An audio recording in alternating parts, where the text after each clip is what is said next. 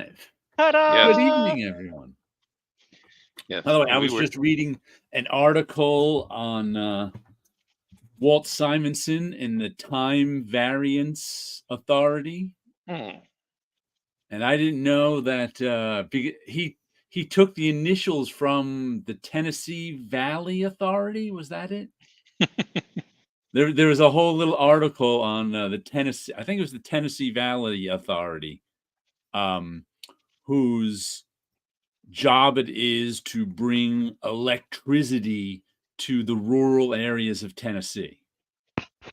And they're still around. And being that he was born in Tennessee, but he didn't live there, he always had a soft spot. And his father, and they had this whole story about it. Like I said, he linked to it on his Facebook page, probably Twitter too.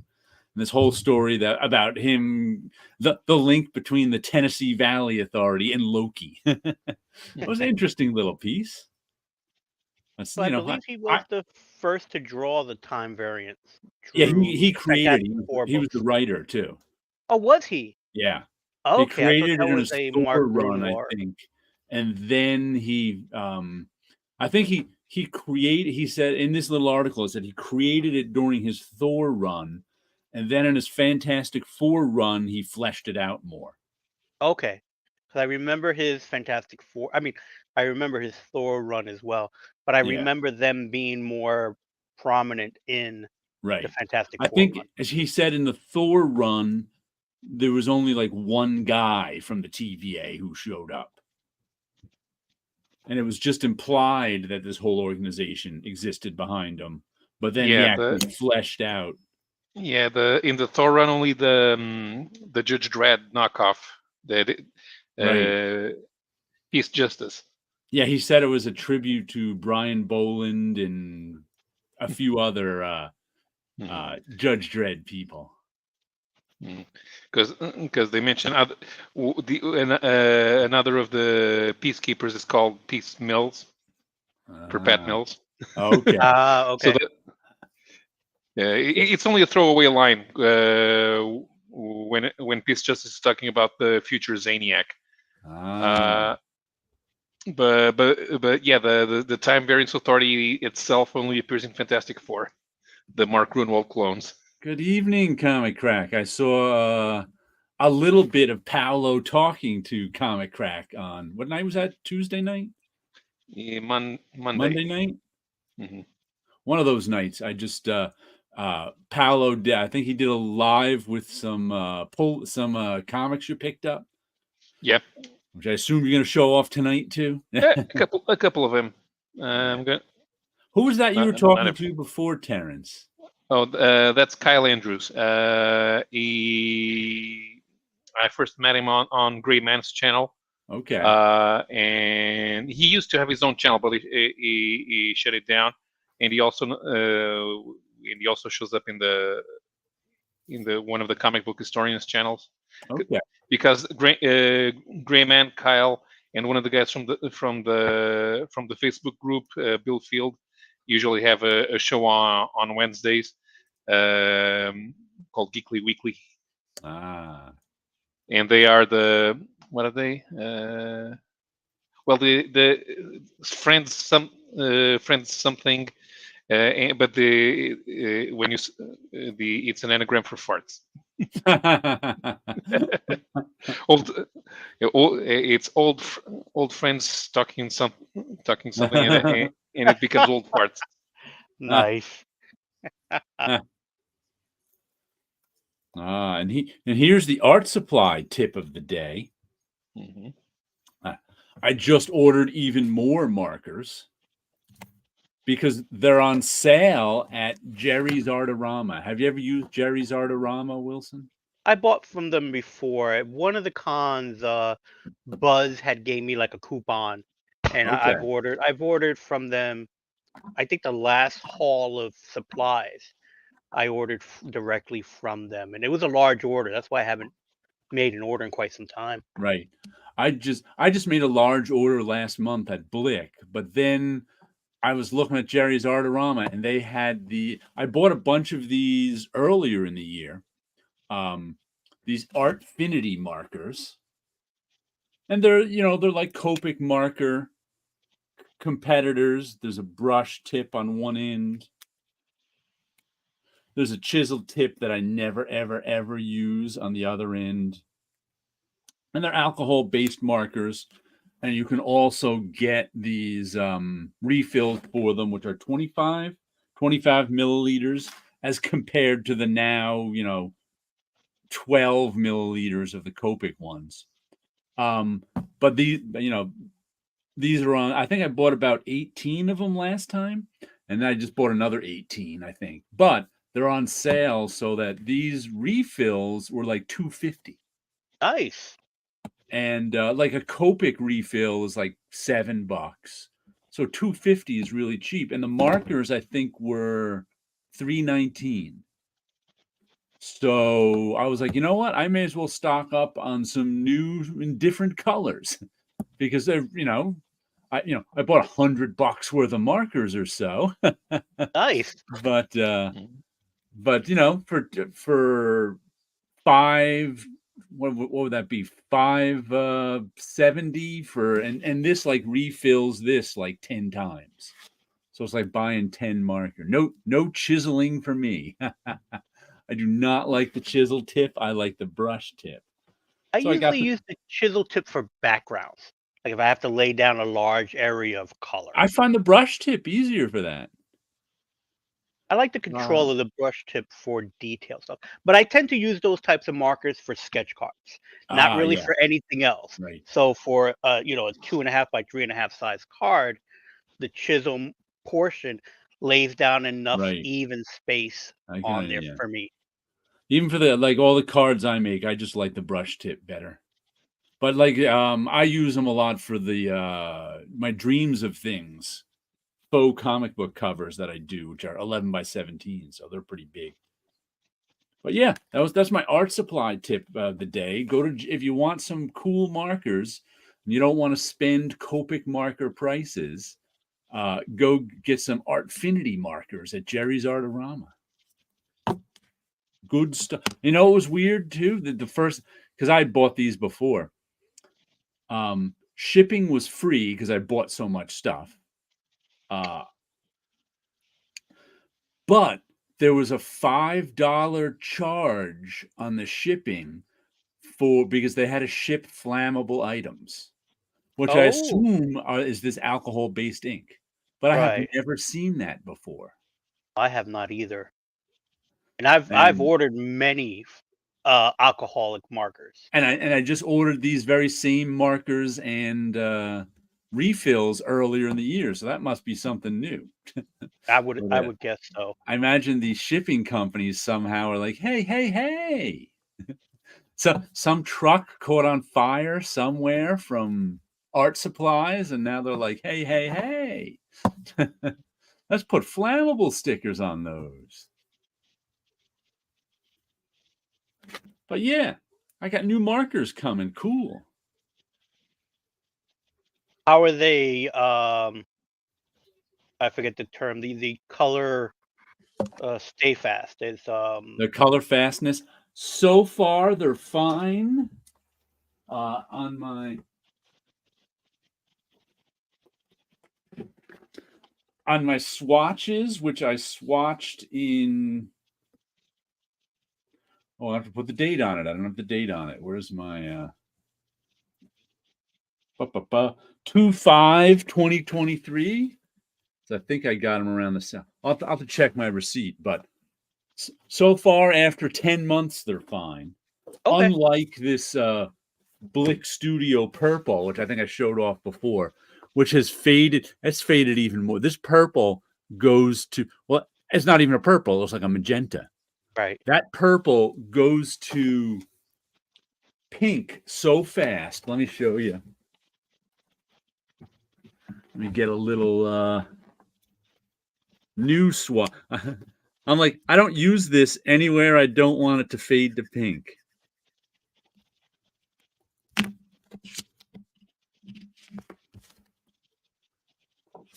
Whoops. Wow. Those two are the same color. That purple and the pink below it. Wow. And I just swatched that in February. Right. And it was like that in the summer. I'm like, wow, that is the fastest that's the fastest fading pigment I've seen. The only other one I've really had trouble with is stratospheric blue from Copic. Those three right there, B69, are all the same.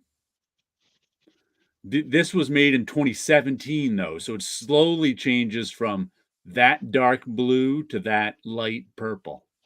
Wow. That's a lot of change. But that's the only one on this whole sheet of Copics I have that I've noticed any change in. So they're pretty light fast. And like this one too, this is my sheet of Copic 25th anniversary, which I made 10 years ago, and they're all still not faded. So far, affinity sketch markers are looking just fine after, less than a year. But that purple is less than a year and not fine. Good to know. Light fastness.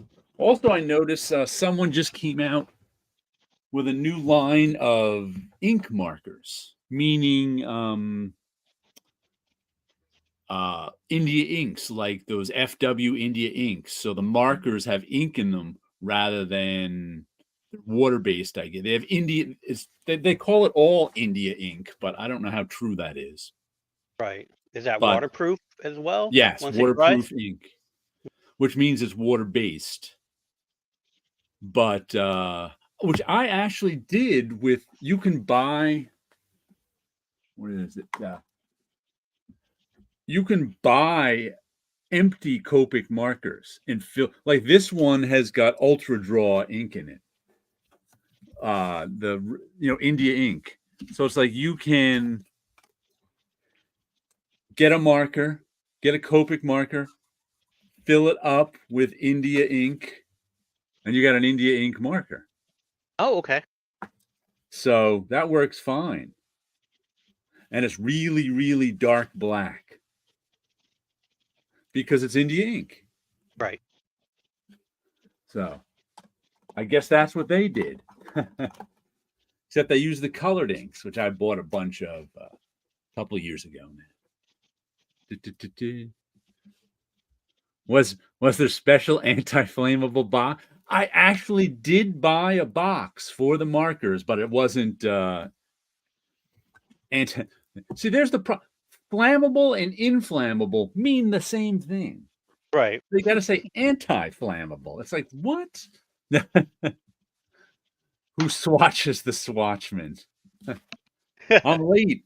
Was it an art show? I'm missing this art show. I was at an art show. I'm missing this art show. Yes, you are. I was just talking how Artfinity markers are on sale at Jerry's Artorama's website right now. $3.19 for the marker, $2.50 for the refill, which refills it about 10 times. 25 milliliter refill. By the way, do you know what I actually... When Copic made their refills half the size, right? They went from 25 mil down to 12 for the same price. I actually saw some press release where Copic said they did that because people were complaining that their refills were too big and never ran out.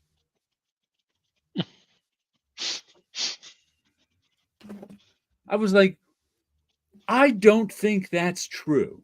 I do not believe that to be true as well.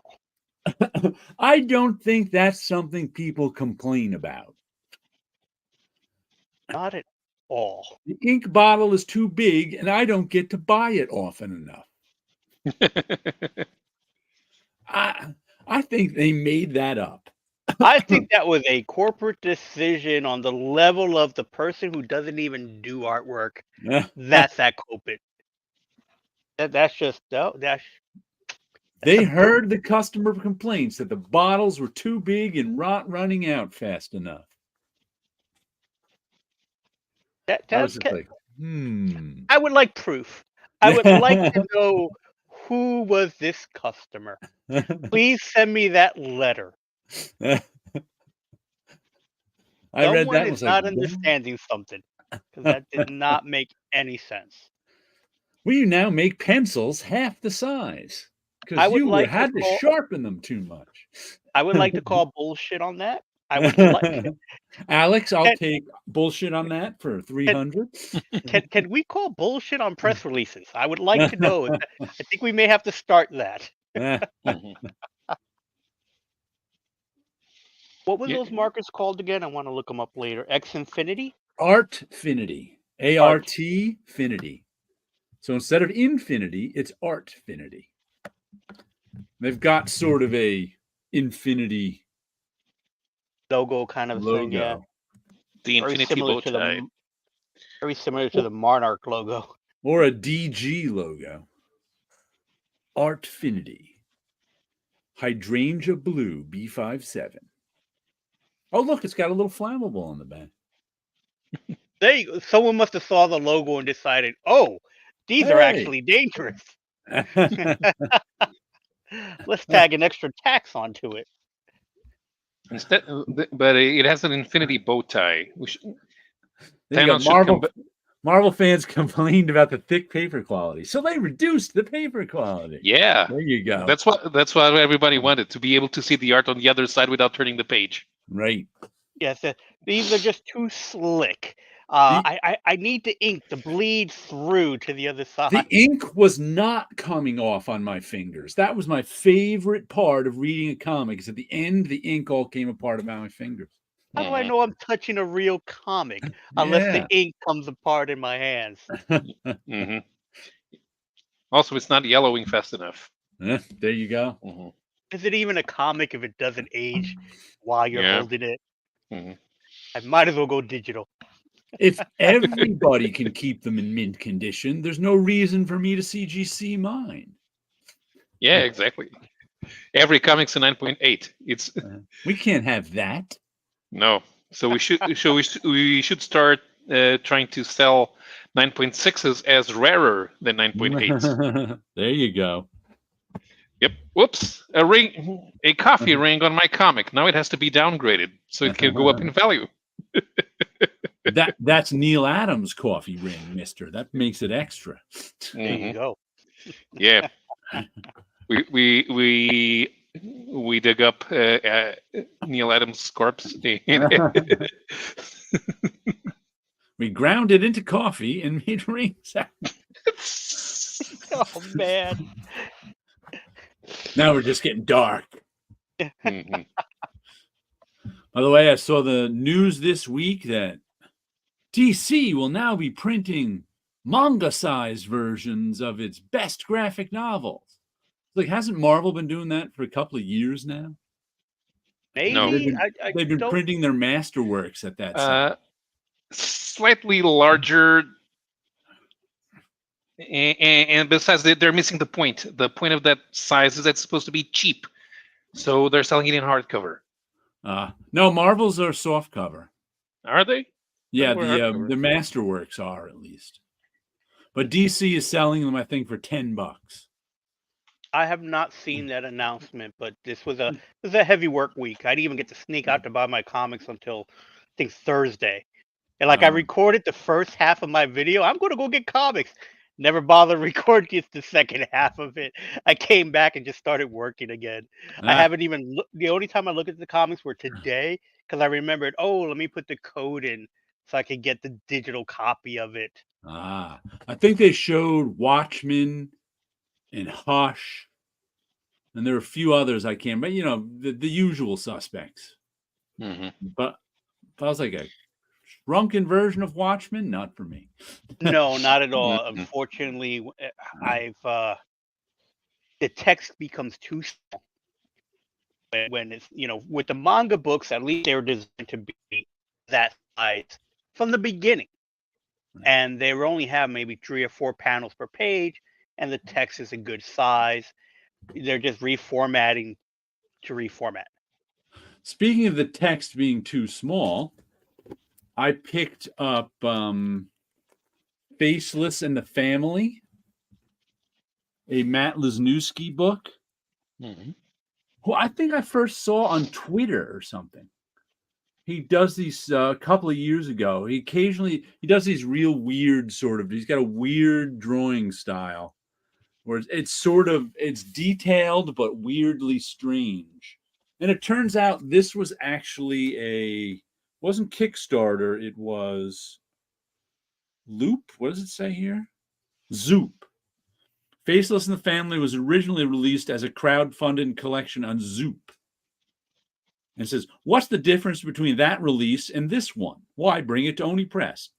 There's not a huge difference. It gives those who missed the campaign a chance to read the comic, such as me. Oni is going above and beyond, serving up Faceless on the shiniest platter possible. I rescanned every page at a higher DPI. I'm like, well, why did you scan them at a lower DPI to begin with? So the art will be a much higher quality this go around. Also, the first issue is double-sized. So we smushed together what was initially issues 1 and 2 into one big debut comic, so the series is 4 parts total instead of 5. I enjoyed it, but the lettering was too small.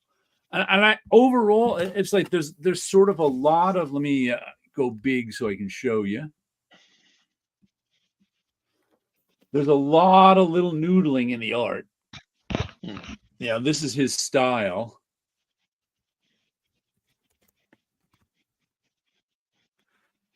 So it's like I wanted to see an oversized version of it, especially for the lettering.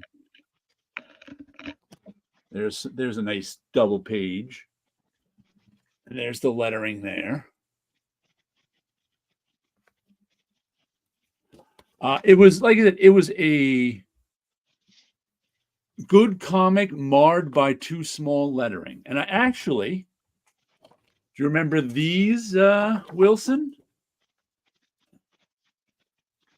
Did you ever have one? No. This is a lettering gauge. Gauge-O-Rama, copyright 1985. And before the age of computers, if you wanted to figure out what size some type was, you'd lay this lettering gauge against the type, which had all the sizes, so you could figure out what size the type was on this printed copy. Well, this is about 10-point type, by the way. I can't tell you how many times I could have used a tool like that. I've never seen that, but it's like, man, I could have used that many of times. Gauge. But most lettering, like comic book lettering, is around 8-point. I assume you use that for most of your digital lettering. That's what it's generally used as 8-point.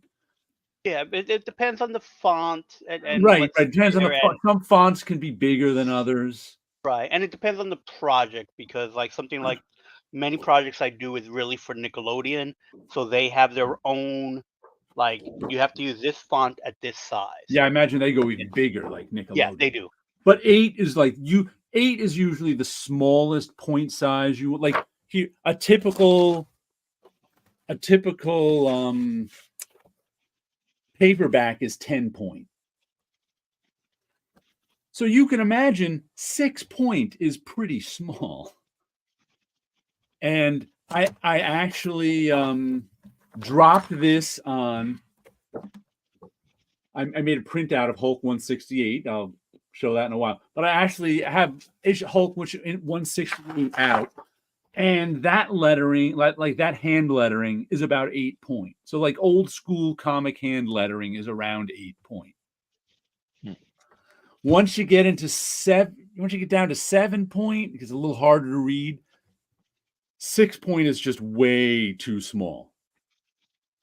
And this was all lettered in 6-point type. So I was just like even with my reading glasses, I was just like, oh, come on, this is too small. So that kind of annoyed me about I just wanted to see the whole thing, especially like he's got all these teeny tiny little lines in it. I just wanted to see the whole thing bigger, especially the lettering, but I enjoyed it. Like I said, I like his work. And it's just this weird story about these 3 people who eventually meet up in this weird place, and they're just kind of all like leaving their homes and wandering, looking for they don't know what. They're just so it's sort of like a slice of life story, only no life we know anything about. They live in this weird place. They both have they've like 2 out of the 3 characters have been like holed up in their homes for like 5 years and are just leaving now. So it's like I said, I'm gonna get the rest of it. I enjoy it. I just wish the type was bigger. The Zoop copy is kind of mediocre. Was pissed when he sent me a letter saying I should buy it again. Oh wow. That is annoying. That would definitely annoy me. I wonder if he just didn't know what he was doing when he was because I assume the Zoop copy was self-published. But this copy is printed very nice, except for the small lettering, is printed very nicely. So, but this first issue was $8, but it was a double-sized one. I can't believe he's told you to buy it again.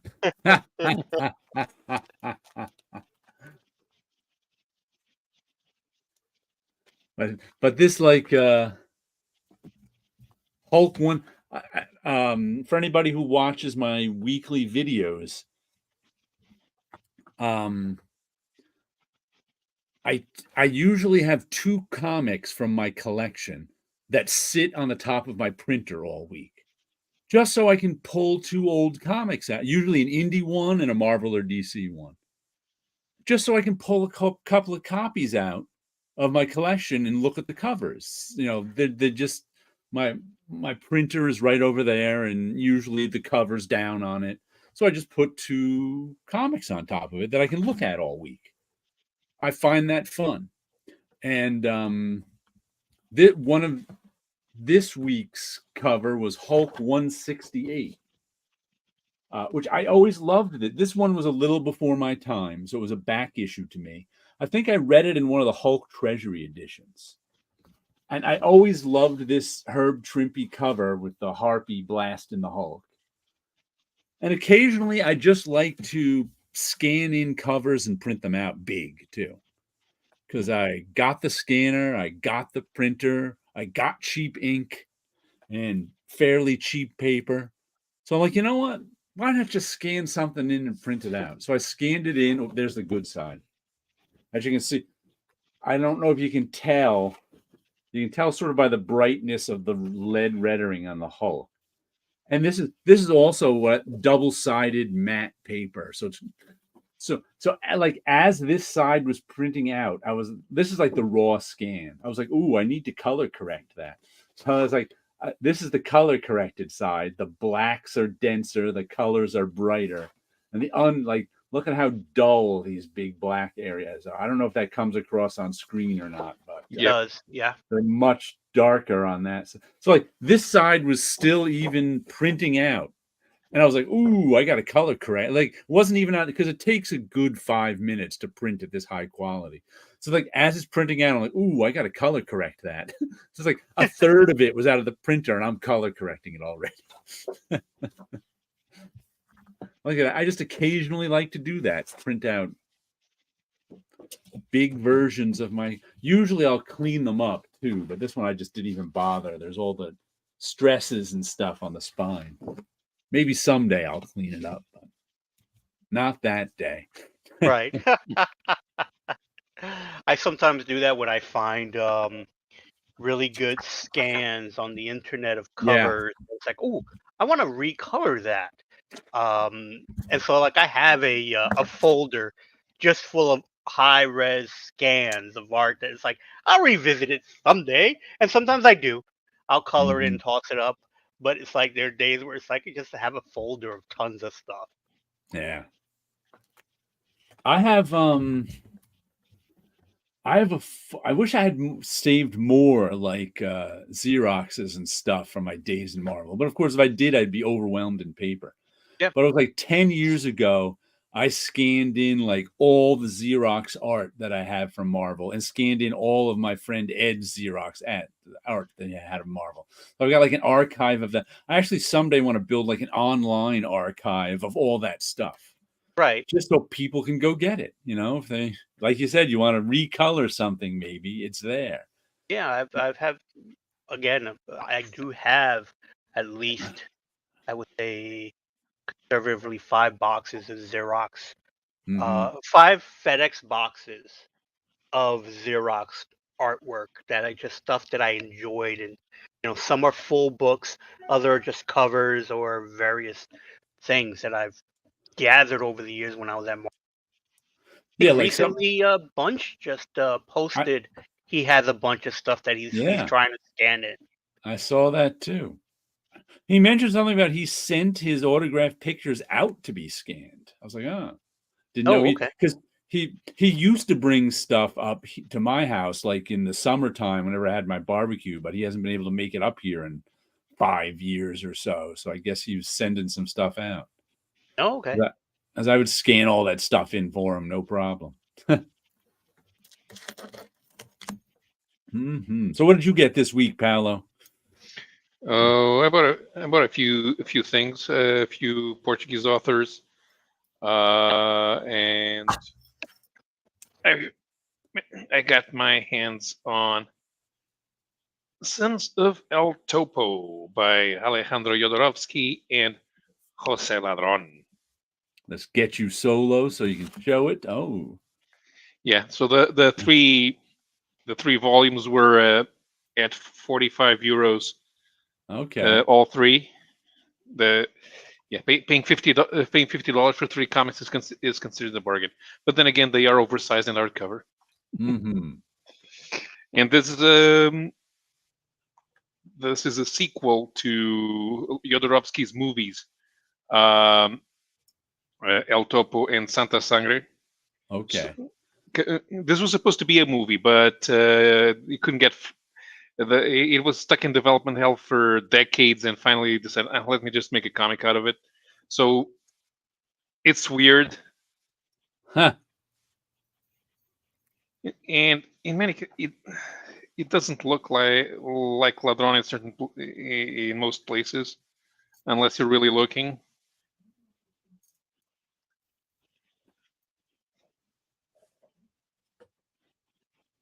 Because it's got European style pacing. It doesn't have that many. Doesn't have cross hatching lines. Okay, a Western. Yeah, it's a weird Western. It's supposed to be surreal. Santa Sangre. That was that movie from. Yeah, that was Jodorowsky. Okay, I didn't even realize that was Jodorowsky. Yeah, I remember seeing it in the 90s. I think Bunch mentioned it recently on Facebook too. So I saw it with him and our friend John. Yeah, this is volume 2.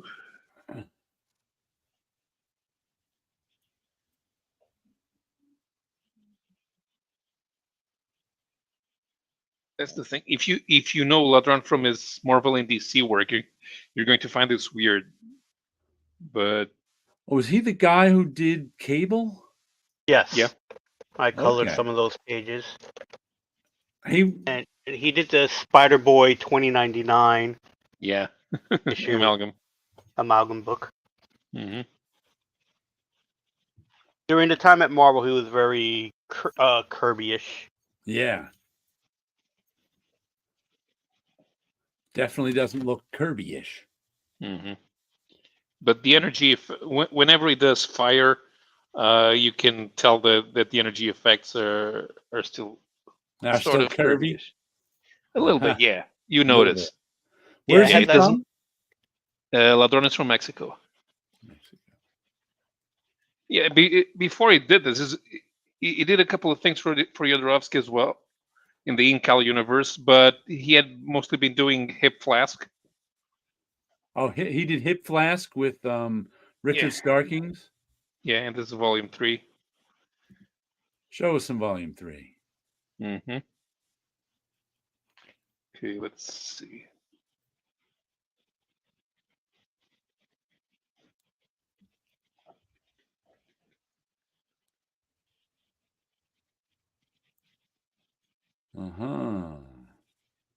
Always bet on black. So yeah, in some places he's trying to channel his Mobius side more, and you can see some Jimenez influence from Meta Barons. Kirby, the Kirby side does get lost, but then again you have stuff like this, and this is Norin Rad before he be. Uh-huh. Interesting. 3 Yeah, volumes. because the coloring doesn't help either, because this is typical European graphic novel coloring, and it is so it stands out with the again it makes it even more different than what you're used to in the superhero books. Yeah, but yeah, this looks interesting, and I've been wanting to buy this for a couple of years. The last volume actually only came out last year in France, so it was time you could get all 3. Yeah. Mm-hmm. These are also the guys who have the rights to the Agatha Christie graphic novels made in France. But I ended up not buying any this time. I wanted to get Death in the Nile and another one. Yeah, but I'm not sure if I want to read more Miss Marple in comic book form. I prefer Miss Marple to Hercule Poirot, though. I'm a Miss Marple fan. I never you said read you made any it of to the comic shop this week, Wilson? Yes, I did.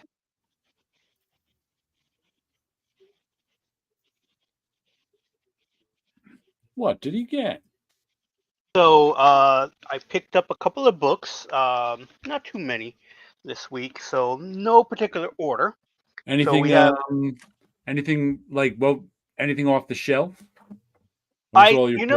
this year not this year. This week I purposely looked at the shelves and I was looking for a particular comic book. I was actually looking for a comic book that I could tell the story of or guess what the story was in the book by the cover. Good luck with that. And I did not find a single one. I saw you commenting something like that on Facebook the other day, and no, that has gone the way of the dodo bird. It is a comic book cover that tells a story. Yes, there was nothing there that I saw that I wanted to pick up. Mm-hmm. A lot of the books that I saw, there was nothing that there was nothing that reached out to me to go, this looks interesting. Yeah. And I spent probably a good 10, 20 minutes while I was in the comic book shop, just going from the layout of Midtown Comics is they have like their DC is in one corner and then everything else is kind of spread out. And I looked at the Marvel and DC independents back and forth, and it was nothing that I could spot to go, this looks interesting enough for me to pull off the shelf and give it a try. And I looked, but nothing popped out to me. There was more than enough projects that was like, oh, I would be curious in what maybe Green Arrow was doing, but there was not a single cover that spoke to me. So I ended up just picking up the books that I had already set aside as part of my pull list, and that's what I ended up picking up. So no particular order. The order that I have them in is when I, as I mentioned earlier before the show, is that I was putting the digital number to get the comic book digitally. So I have Amazing Spider-Man number 36. He's got bat wings? There's a bat statue behind him. Oh. So he's on something. I don't know.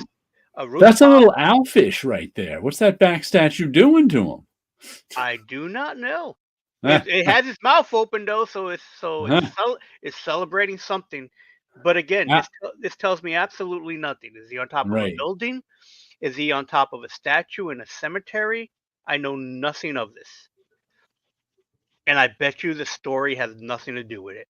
Of course not. You're just realizing that? Haven't we had this discussion before? We probably had. What I was looking forward to, I haven't read it yet, but Uncanny Spider-Man. Okay, number 1. Who's doing that? So this is number 1. It is by. Oh, it has a nice little tribute to John Romita Sr. in the front. Okay, all right, so it starts in the middle of a story, apparently. And there is no splash page with credits. So let's go to the back of the book because, that's where I guess the credits belong. Huh. And there's nothing in the back of the book that will tell What about you the front credits. cover? What does it say? So the inside front cover. What about the regular for the front cover? The front cover says C. Sapera, if I'm saying that correctly, Lee Gabbert, and Jordi Bellard. I probably butchered all those names. Jordi Belair is the only name I recognize, I think. The colorist. Cy Spurrier. Okay, I know that name. Cy Spurrier. Lee Garrett, I don't recognize. Lee Gabbert. So that's the creative team that's also... No, they don't even have it on the second issue. Oh, you know what? They do. They have it really tiny at the look top. At that. So they're credited there if I can get my camera. There we go. And this is a Fall of X story, huh? This is part of the Fall of X story. It's called Uncanny Spider-Man. And the only thing I know about it is that the new Spider-Man is Nightcrawler. Oh, okay. I didn't even realize that was Nightcrawler. Yes. So that was something that was that was advertised about it. So I do not know what's going on in the Fall of the X-Men storyline. I just knew that, I wanted to try something new. I do like Nightcrawler as a character. He now happens to be a Spider-Man because I guess it's a franchise now. So I don't know if he's paying Peter directly for the franchise rights. I don't know. But there's a bit of a storytelling on the second cover.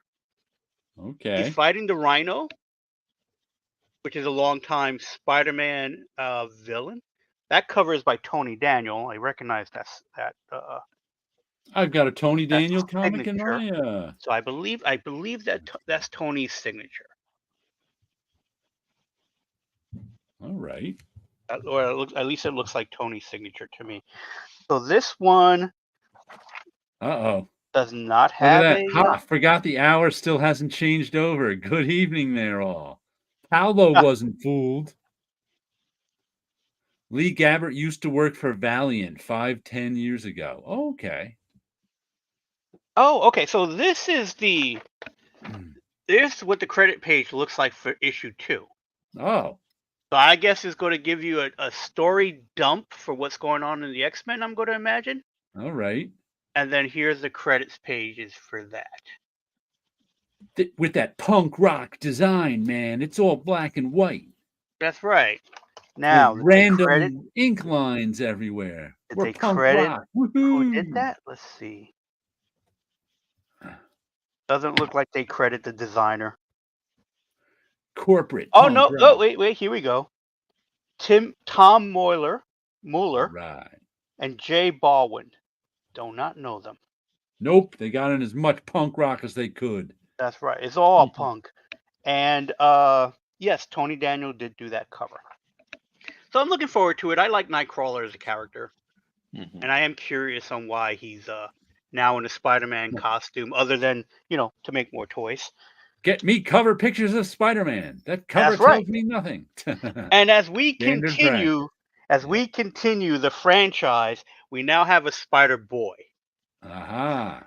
Yes. Who has to have oversized shoes on. Of course. Yes. Only way. So this is, I know Dan Slott is writing it. But look at that. You open the first page and there's a credits page right there. Look at that. Would have liked a splash page, but what the heck? That's not punk at all. In fact, there's no punk here in Spider-Boy. No, not in Spider-Boy, no. Spider-Boy, as I said, it's the franchise stuff. But the next page is a nice big page. Yeah. Things going on. So let's see. Let's butcher the creators' team's names on this. And let's see. Paco Medina. So Paco is doing both the pencils and the inks by the looks of it, and then If there are any. Erica Arcanega.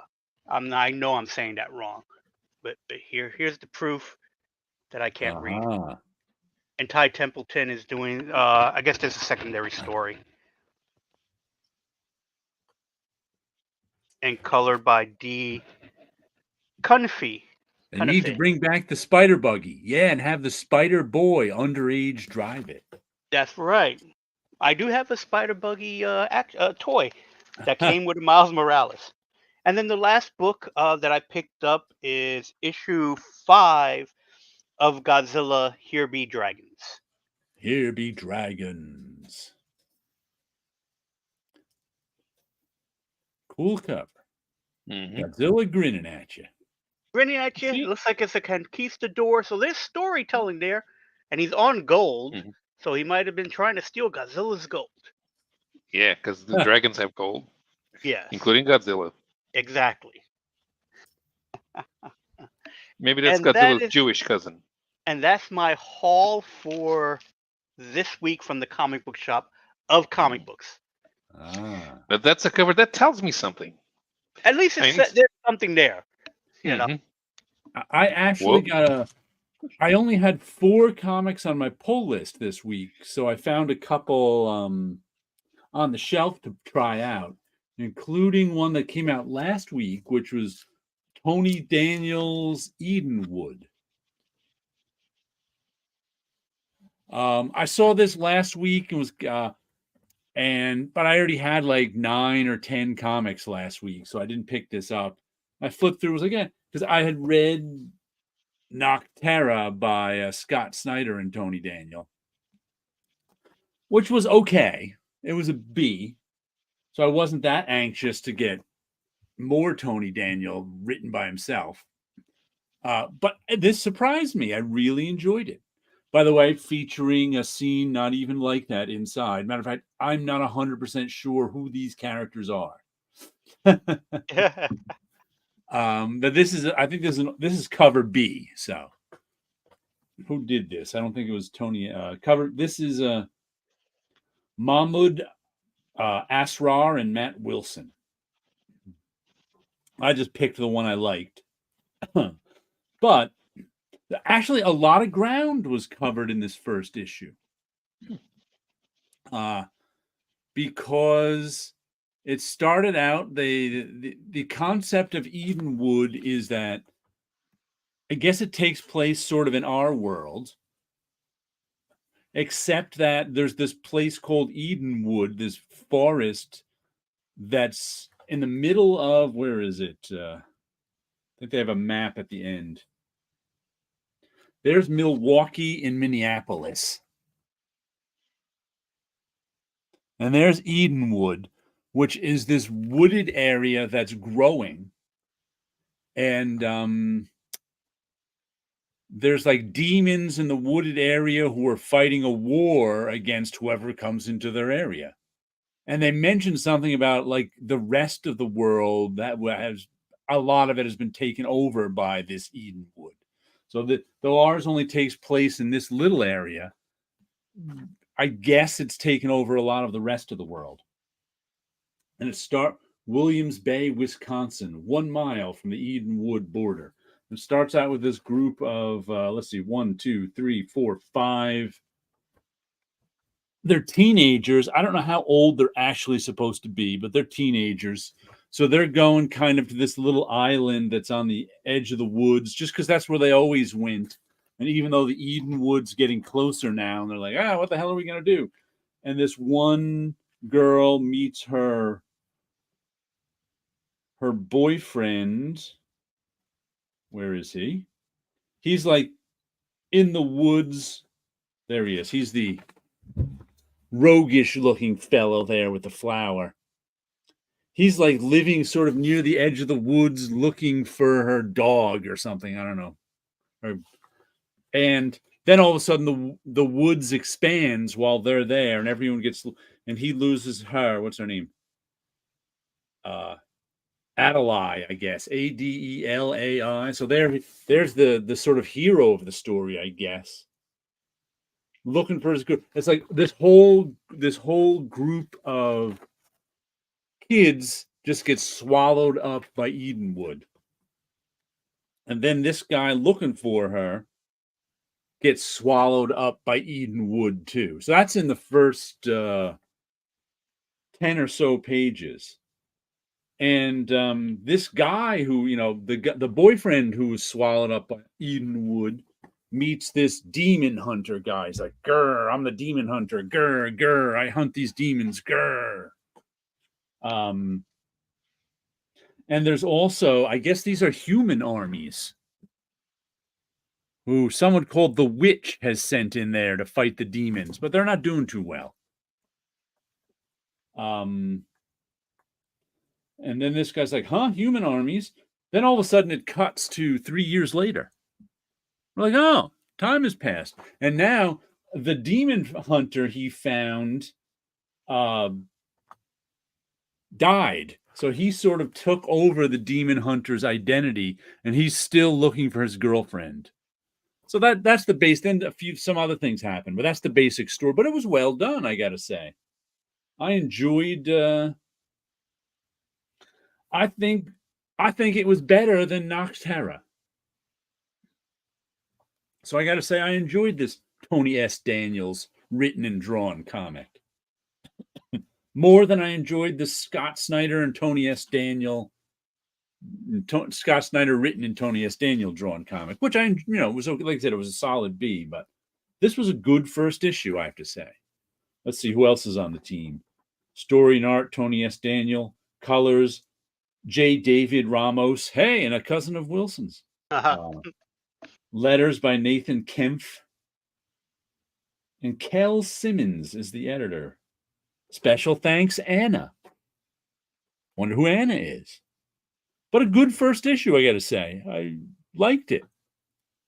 I'm going to get the second issue. See if it's as good. But I really haven't read many Tony S. Daniels comics, I got to say, because he's mostly been a mainstream guy. Yeah.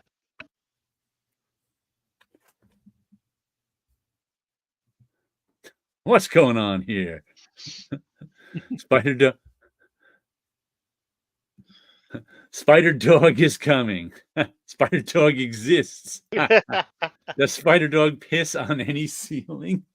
It's a dog named Sandwich. Appeared in a 2017 Spider-Man comic. Spider Horse? 2015 Spider-Man comic. Set in an alternate. Aren't they all set in alternate realities? No Spider Lobster, though, or Spider Aardvark. Nope. Just a Spider Ham. Yep. Although Dave Sim might be tempted to do a Spider Aardvark one of these days. You never know. I could see it. You never know what's going to show. He may have already in that. Yeah, could hell, have, but I don't remember. Spider Aardvark can team up with Wolveroach. There you go. Oh, yawn. Sleepy yawn. Oh boy! Just before I came on here, I was on Twitter for something. Twitter is just so crazy these days, and it just puts random stuff in your feed. Yeah, it does. You have to switch. You have to switch views. Okay. I'm not even on it enough to know how to deal with it. But I'm just like, it just throws like random, but at least it mostly throws people talking about comic books on my feed, so that's okay. Not to me. To me, I want to go on a vacation. Keeps giving me ads for resorts that I can't afford. But some guy was talking about how comics should be in newsstands again, in airports, and this and that. I'm like, what? Yeah. What newsstands? There's still newsstands in America. People, people always, you see that all the time, and they think they've got a really great idea, and it's like, none of those places, barely any of those places exist, let alone want to sell comics. Yeah, newsstands will sell you about 1/10 of what they used to sell, and half of the space is taken up with tobacco. Yeah, That's it. Maybe batteries. It's like they don't want to sell you comics. They didn't want to before. They still don't. They don't even want to sell you the TV guide because who wants to buy a magazine to know what's on TV? Man, I just realized I haven't seen a TV guide in years.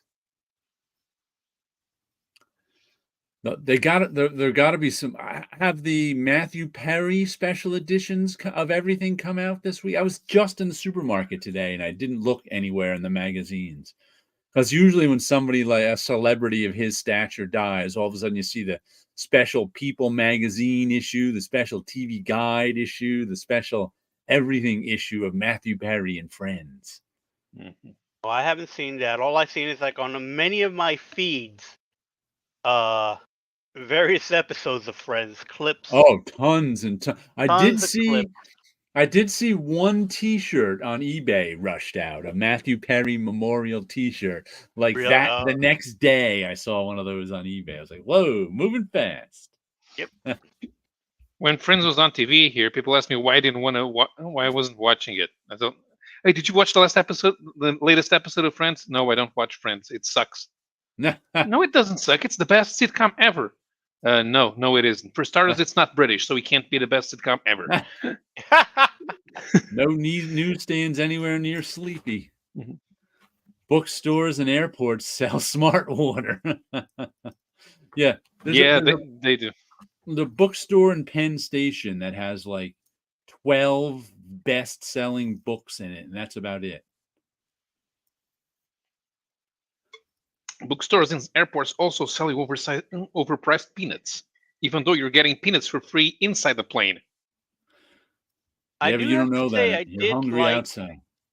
I did like when I was walking through the airport in Germany that they had some Disney comic books. Yes. That was neat to see. I was passing a newsstand. Actually, we stopped by the newsstand. I picked up something to drink, but I did see the Disney comics there, and it's like that was nice to see. You can buy Disney comics in Germany, in France, and in Italy. In airports, that is. You used to be able to buy more Panini in a few select French airports, but not anymore. Not for years. I once saw an issue of the German language Mad magazine in an airport, but that doesn't exist anymore either. Yeah, Mad magazine doesn't exist, right? They put out a few reprint issues every now and then, I think, but that's it. Yeah, I have not seen them anywhere. I think done. The French editions are good value for money. They're like $3, and they have 500 pages.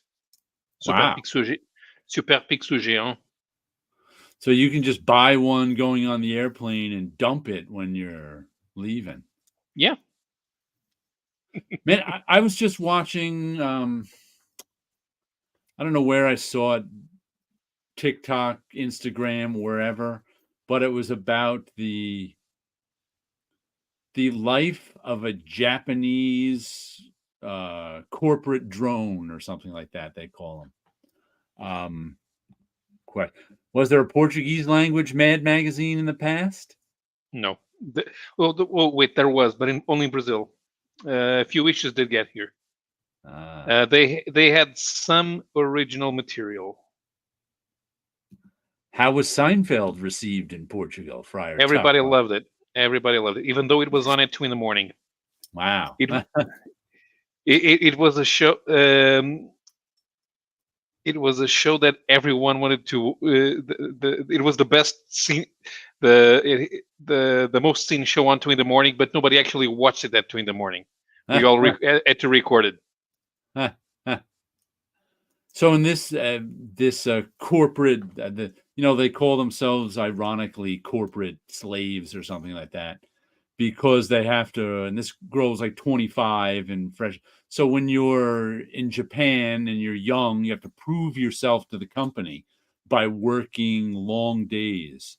So it's just this little clip on how she missed the last train home. So now what she has to do is there's these coffee shops that are like overnight hotels. So you go to the coffee shop and you get this tiny little room that's got like a computer in it and a little bed in it. You can order food right from there.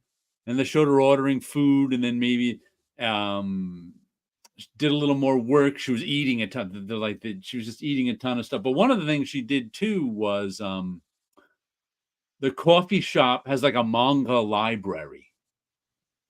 So she went out and got some manga books and then read them in her little room overnight. I was like, oh, look at that. Even the corporate drones read comic books. Who could believe that? All about the comics. That's why they have comics about cooking. Yes. I saw a Mad special collection issue of reprinted 90s Mad this week at my drugstore. It was $18. Wow. Who wants to read 90s Mad? Nobody. I think that was the last time I probably read a Mad magazine. Me too, probably. I did get to work on Crack once, the Crack magazine. Out of all magazines, I never got to work on a Mad magazine, but I did get to letter a story in Crack. This is when with the editor, that was Xena. She used to work at Marvel, so she was the editor of, I think, Crack Online. So it lasted a little longer because they went online. And I remember lettering a story. And that might have been for the last issue, because I don't think it survived online all that long either. Was that the Teshkeel Comics days? I don't know. I am not sure who owned them at that point. But before the Cracked website, like the Cracked website that we all know now. Well, actually, I haven't seen it in a while. But when it became a website, not comics but memes, it became pretty popular, like 2012 or so. Cracked. Yeah, I used to read it back then. They even hired Sean Baby. Sean Baby was the first guy to do an actually funny website back in the 90s. But somebody, I think somebody related to Teshkeel Comics originally bought and tried to revamp Crack. That's when who was it? Sven Larson, I think they hired as editor. But I think that only lasted briefly, and then they sold it to the website guys.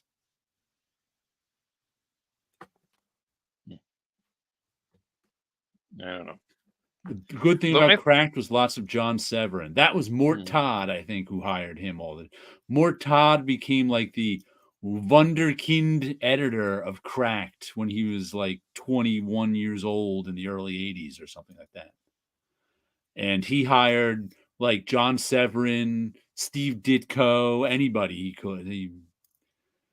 I think he's also the one who brought Don Martin over to Cracked. That was Mort Todd too. Oh, okay. Who later, I knew in the 90s when he ran Marvel Music.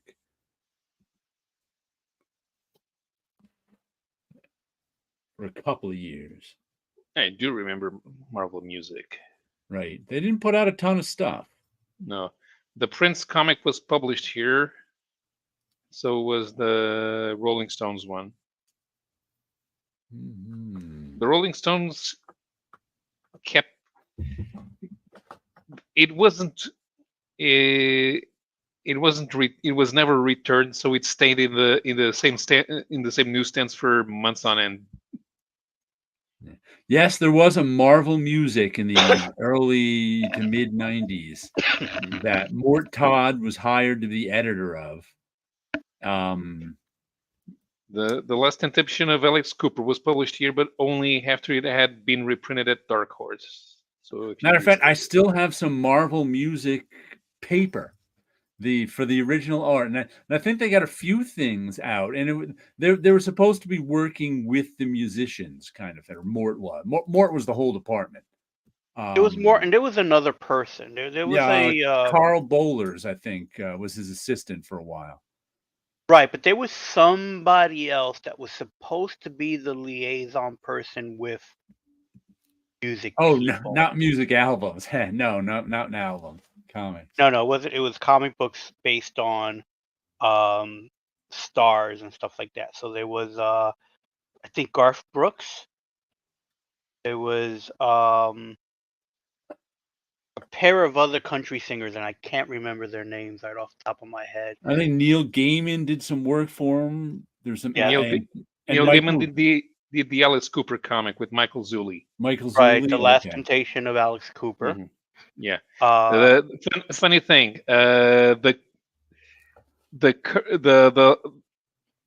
I don't know if it's still in print, but if it is, the latest design for the Last Temptation of Alice Cooper at Dark Horse was made in Portugal. The Portuguese publisher about 2001 or 2, they got the rights to the Last Temptation from Dark Horse. They tinkered with the new design for the trade paperback, and when the Americans saw it, they ended up buying the rights for it as well. This is what the Marvel one looks like. Okay, let me get you bigger. I don't know if I ever had that. So this is what the first issue looked like. I think this might have been a special one because they had alternate covers. Okay. Currently available at Ramos Comics on eBay, but I have like a box of these. I don't know how I ended up with a box of them, but that's what it looks like. Was there ever a book too? There was 3 issues. If I remember correctly, 3 issues were published. Okay. Because you know what? I remember a couple of things about those days with Mort. He wasn't in. I think he answered directly to Hobson, so he wasn't in the editorial sort of structure, and the other editors resented him for it. He was on the 9th floor, right? So he wasn't that far away from my the office that I had downstairs on the 9th floor. Regular editorial was on 10. It has the book is credited to Mort Todd as the editor, Carl Boulders, as we mentioned before, as the assistant editor, and then Mike Warlow was just has it Marvel Music. So I think he was the liaison guy, and then Tom DeFalco is listed as editor of this particular series. Mort also famously at Marvel, I remember this story. Who knows how true it is? Went through a year because he was whining and dining rock stars to make deals. He went through the year's budget of for schmoozing by end of February.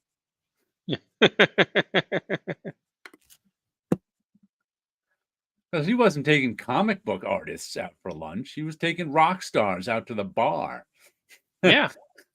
Well, yeah, but exactly. Yeah.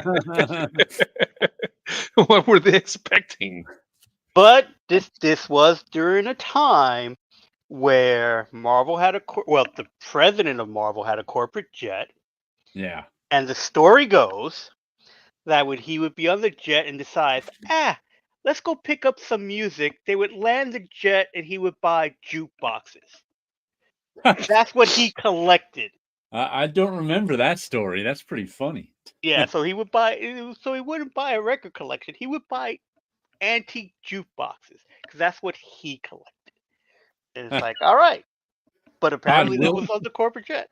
And speaking of the 90s, Wilson and I were both commenting on TikTok this week about the Malibu story. Marvel buying Malibu story came up once again. Yes. People will be talking about the coloring department 20 years from now. They will. You can't erase it. No. Because that was because I forget what is I forget the term for it. But once you hear a story, you believe that to be the true story. Yeah, it's right. It's a psychological phenomenon. The first thing you hear sticks with you as the truth. Yeah. Right. And as some famous person says, a lie can get halfway around the world before the truth gets its foot out of bed in the morning. So it's like, yeah, that popped up again. It was like, all right, let me mention, from my part on Yeah. there, because it does pop up. Yeah, for those of you who don't know the Marvel buying Malibu comics in the 90s story, Marvel bought Malibu comics in the 90s, then did nothing with them. And they actually told us in the building, which I guess they bought Malibu because they wanted their coloring department. And their coloring department was 22-year-olds on Photoshop. And, we who were actually, in production at Marvel were like, "What? That makes no sense." Uh-huh. You And someone who, me as a colorist for Marvel, was pretty insulted. It's like, Yeah, really? Because I thought our coloring was a lot better. I was hoping my coloring was a lot better, and but I I was don't amazed. remember how much they paid for Malibu, but it was way too much for their coloring department, which didn't Mhm. exist in any real way. But then years later, the story came out. The real reason they bought Malibu Comics was because DC was sniffing around Malibu Comics. And if DC had bought Malibu Comics, which was a pretty big operation at the time, Mhm. that would have made DC's market share bigger than Marvel's, and Marvel did not want that. So they bought it to keep it out of the hands of DC. Yep. And it's like, oh, okay. That was like, because we always knew there was something fishy about that coloring department story. Yeah, Uh, completely. The fact that they bought it and did nothing with it, oh and yeah, the coloring in Marvel did not change no. at all. It's like we didn't even get one single computer out of it. So what was, so it was like There nothing. were a few issues that for a few months that had Malibu graphics credited. Yeah, yeah, there are.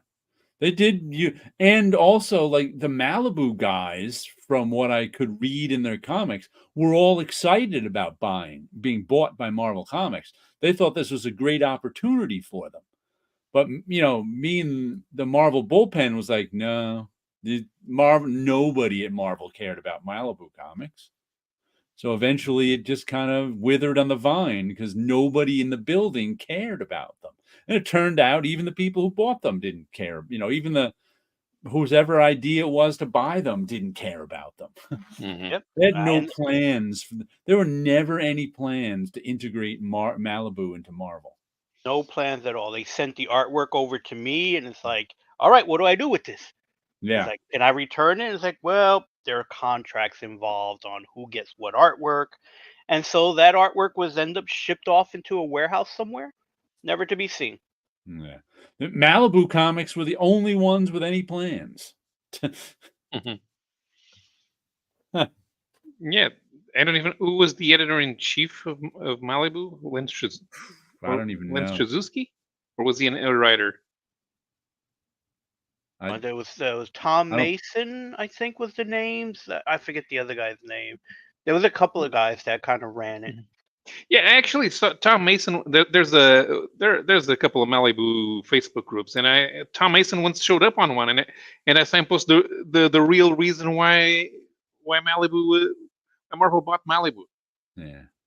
because everybody kept asking questions. Okay, I can definitely tell you this: the coloring department story was bullshit. Yeah.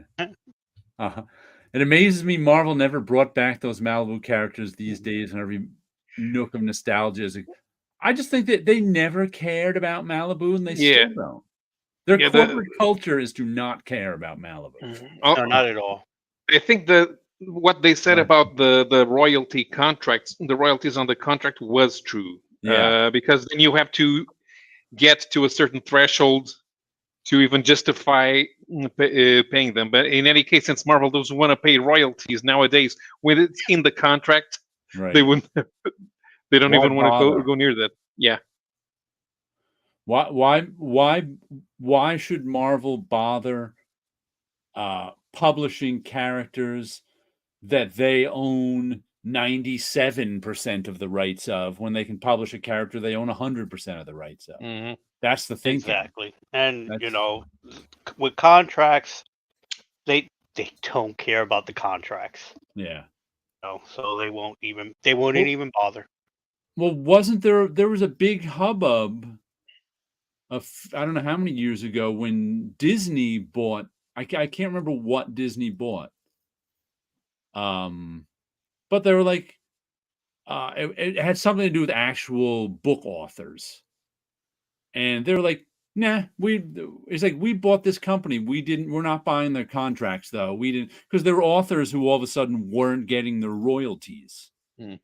After Disney bought whatever company that they worked for, and Disney said, no, we don't have to we don't have to honor those contracts. We didn't sign them. And they're like, you're buying them, you have to. So I don't know how that ever worked out. I think they paid some people and not others. Probably. But that's it is. If you complained, fine, here's some money. If you didn't complain, you're still waiting for the check. Yeah. No love checks on this one. Nope. Disney does not give you any love or checks. Exactly. Yeah. Oh, didn't realize there were creators' rights in the mix. Yeah, there are. From what I've read, at least. I don't know anything about the actual contracts. Right. Although if the characters were 100% when they bought them and there were no royalties, Marvel would have published maybe one or two writers would have won it, or maybe they would, because you remember there was the Nightman TV series. They've published some cross-gen stuff. So, they would if they, which I guess all of the there's no creators' rights involved with cross-gen, so Marvel's published some of that stuff. They're just putting out a big omnibus of Sigil. I don't know why they picked that one, but they did. Probably because they had all the files to that one. That's I never heard the results on Disney paying for Star Wars novelists. That's I think who it was, the Star Wars guys. Yeah, and others. If I own Star Wars and you write for me, I don't owe you anything, which doesn't work in book publishing, even if you are working on corporate characters. Yeah. The writers get royalties. That's standard practice. Right. That's why the extended universe disappeared. Right. Owned them. Even Penguin Random House know that. Yep. Dark Horse Fox movie Comics Gambling Predators got bought by Disney and reprinted by Marvel. The royalties on the Dark Horse comics weren't honored by Disney. Yeah. I think Dark Horse wasn't honoring the royalties too. I remember that when they picked up some other license from somebody and then published. I forget what it was, because people were saying Dark Horse. It's crazy. It's like, no, we're not going to pay you. We don't have to. Make us. Sue us. We'll sue in court, I guess. Yeah. Because then it's the typical. You're wasting more money on the lawyers than the money you get from us. But of course, it's such a big machine. Yeah, of course, in the comic book business, we're talking about Marvel would rather sell 10,000 of one thing and not pay royalties than sell 100,000 and pay 1% in royalties. Yeah. Let's see, what other comics did I get this week? We got issue 4 of the Ribbon Queen. Ooh. 4 of 6, right? 4 of 8. Garth Ennis and Jason Burrows with Guillermo Ortega and Dan Brown. Not the guy from the writer? Da Vinci Code? I don't think so. But I'm not going to swear. Wait, no, is that Dan Brown an artist? Then of course colored by Dan Brown. Okay. Lettered by Rob Steen. Horror Homage cover by Chris Ferguson with Jason Burrows. I don't know which cover do I get. I get the first cover, whatever that is. Declan Shalvey, is that who did this? Looks like him. Yeah. Declan, there's his name. But this has been a good series. And this one, we're finding, this is started out sort of as a police procedural, but then it turned into a horror story with this woman who was killed coming back to life and killing the cops. And it somehow turns out whoever this Ribbon Queen is, we don't know. She's some kind of horror force of nature. And we're trying to figure out who the Ribbon Queen is. And our lead character is this female detective. There's the girl back from the dead. Mhm. And so the Ribbon Queen wants to get revenge through her, this dead girl. And she's getting revenge on these bad cops who had something to do with the dead girl's death. We don't know what she has to do with the Ribbon Queen. And the Ribbon Queen might want to use our lead character, the female officer, to get a revenge too. So she's the lead character, the female cop. And this is what happens to people when the Ribbon Queen doesn't like them. Their flesh peels off them in ribbons. Hence the name. So this woman's trying to figure out what's going on, stop the Ribbon Queen from killing everybody, but not get sucked into the Ribbon Queen's world. And then in the middle, she's talking to this dead girl on the way home on the subway. And these people are like, are you all right?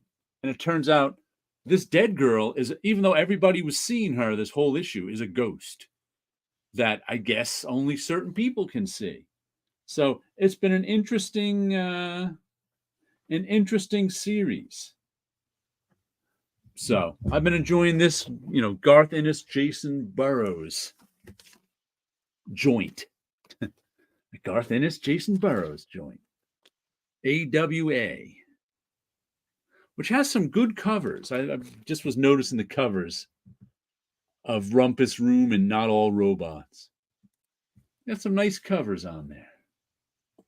Those are good covers. Yeah. There's almost storytelling in those.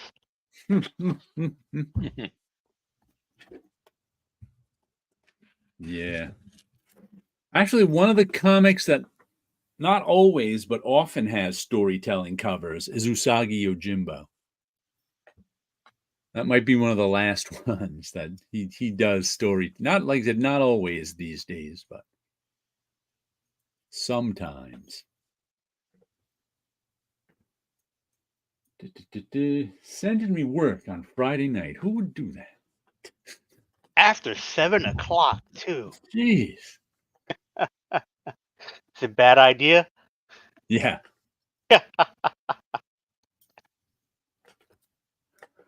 Like, take the night off, relax. The Send it out on Monday. Because at least bad idea doesn't work on weekends. Oh, okay. So they're like, nope, no working on weekends. Paper Cuts is like that. They basically, I think the latest I ever got an email was maybe 6:20. That was like, here are the corrections. Have a great weekend. Talk to you on Monday, kind of a thing. Yeah, right. No weekends, because a lot of comic places expect you to hand stuff in on weekends. I said, no, we don't need to. And my reread of the week was I pulled out Gatsby, which I got earlier in this year. Mm-hmm. You may remember. This is the one that is not an adaptation of Gatsby, but it's a take on Gatsby by Jeremy Holt and Felipe Cunha. Forward by Billy Porter. Who's Billy Porter? Is he a rock star? Grammy, Emmy, and Tony Award-winning actor, singer, and director, and cultural icon who has starred in Kinky Boots on Broadway and FX's Posse. In 2020, Time magazine named him one of the world's 100 most influential people. All right. But I showed this earlier in the year and kind of gave my review of it. It's always interesting, you know, I always like reading things twice. So especially something like this, reading it the second time around is always different because, of course, the first time around, I'm comparing it and contrasting it to the original, you know, a lot. So I was like, ooh, who's this supposed to be? Ooh, what's that supposed to be? Ooh, who is this? Ooh, who is that? The second time around, it's more of its own thing because I'm not comparing it and contrasting it as much. Of course, I still am. But, and this also, they're all teenagers in this. All the characters are in their last summer before college. So they're all about 17, 18. I have not read Habibi yet. So that one's big. I'm gonna have to. I was just thinking I might read it this weekend. This one's much slimmer. I didn't buy the Portuguese edition of The Great Gatsby yet, but I did buy the Frankenstein by Georges Bess. Because last year I bought his adaptation of Dracula. This year I bought Frankenstein. Is working, and that guy's working now on an adaptation of the Hunchback of Notre Dame that should be coming up pretty soon. So the guy's going through a bunch of literary classics from the 19th century. Well, so and then, you know, there's I reading it kind of on its own, without comparing and contrasting it. Like I said, it's always interesting. It's always different, and it's pretty cool. Like I said, 18-year-olds in the modern day, super rich, and one of the main differences I would say in it thematically is the narrator character is from Singapore, so he's really a sort of outsider to this, because Nick in the actual Great Gatsby, who's the narrator, was from the Midwest but living in Long Island in New York City. So he was an outsider kind of, but not nearly as much as an outsider as Lou, I forget his name, who's from Singapore and isn't rich and is going to visit his rich cousin in Long Island. So I would have to say he was even more of an outsider than Nick was. So that was kind of an interesting. And I liked it. The main criticism I have of it is something that happens with Gatsby adaptations is the original book was, this one is it's a short book, 180 pages in this version,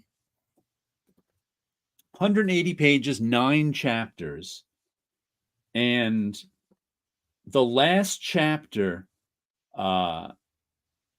is all after Gatsby's death. So there's like one full chapter, about 10% of the book's pages, it comes after Gatsby dies. So that's there's a good amount of aftermath. There's a good amount of wrapping things up. And that this could have gone another chapter. We could have had another 10% in this of them wrapping things up, because they wrapped things up in like 2 pages, maybe 3. And I got to say, if you remember me talking about this, it hit me. It shook me just as much in this is the depiction of the NYU classroom of just these people on like folding chairs. And I was like, that looks nothing like an NYU class. I don't even know what an NYU classroom looks like, but it doesn't look like a bunch of people on folding chairs with little desks on the folding chairs.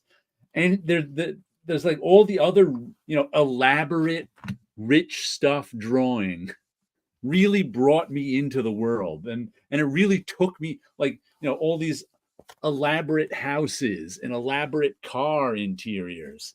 And then, like, the very last scene in the NYU classroom is like, come on. You could have looked at a college classroom, an NYU classroom, because they don't look like my local community college. Actually, my local community college probably has better classrooms than that. So that still stuck out like a sore thumb to me at the very end. But I'm glad I read it a second time. Another AWA book. Let's see. An owner of a New York City comic and toy store I follow had a video recently commenting on how much they love the production of Bad Idea comic. All right. They really liked your spot gloss and stuff on them, Barry. All right. Well, they're willing to spend the money to make the comics look good, too. That sure does help. They've all got nice cover stock, spot gloss. No, speaking of spot gloss, let me show you something. What do you got for us? Where's that thing? There you are. Ain't no big thing like spot gloss is a big thing. Spot gloss. Ooh, let's see that one. Hold on. Up close and personal with spot gloss. Mm-hmm. What book is this? It's one of the Portuguese authors. Okay. The my comic shop owner decided that he wanted to do a series of 3 booklets that had nothing to do with each other. The first one was the one that he did with AI. Okay. The second one is a humor book, and this third one he just wanted to play with the colors. Okay. Same thing inside. Art by Alice Prestes. Oh, spot gloss on the inside too? No, but the okay, just playing with the blacks there. Yeah, the coloring is sort of experimental. Right. Yeah. There's a lot of red. Yeah, it does look nice. It's mostly about the color red. Kitty cat. Mm-hmm. Yeah, but does look great on a cover. This was a bit more expensive than the other ones. The other ones were $650, and this one was $750. Huh. Only 16 pages. And Mario relaunched a couple of books. He did a 10th anniversary edition of the first story he published, which originally came out as a 2 graphic novel set. And now it's a full volume with a 16-page epilogue, and there's an English language version of that. So you can go to kbportugal.com and you can order the Kingpin books in English from Portuguese authors. Mine in the comic says those chairs are nightmares for all the left-handed. Yeah, yeah. They got your right arm on them. Mm-hmm. What was that website again? kbportugal.pt actually. You go to the graphic novel section, and then on the left you can select the publisher. You find Kingpin Books, and then you go through the graphic novels and see the ones that are available in English. Shouldn't that be all of them? No, they're not. What is it with all these languages other than English? Yeah. Who needs them? Yes. Mr. Faulty.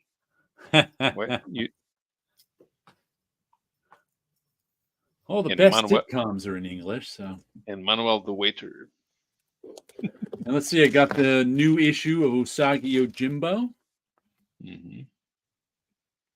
There's not quite a story cover on this one. Sinister. It's still an intriguing cover, though. Yeah, with I always forget this guy's name. He's a demon. But this was Ice and Snow, part 2 of 5. Let's see, what issue is it? Also known as Usagi Yojimbo, Volume 5, Number 2, and Usagi Yojimbo 271. But this was interesting because this guy is a demon who wanders around with a little girl. And last issue, Usagi is walking through these cold mountains with his cousin, whose name I really should know because I've been reading about him for many issues now. But Usagi's got a cousin now who's hanging out with him. What is this cousin's name? Yukichi.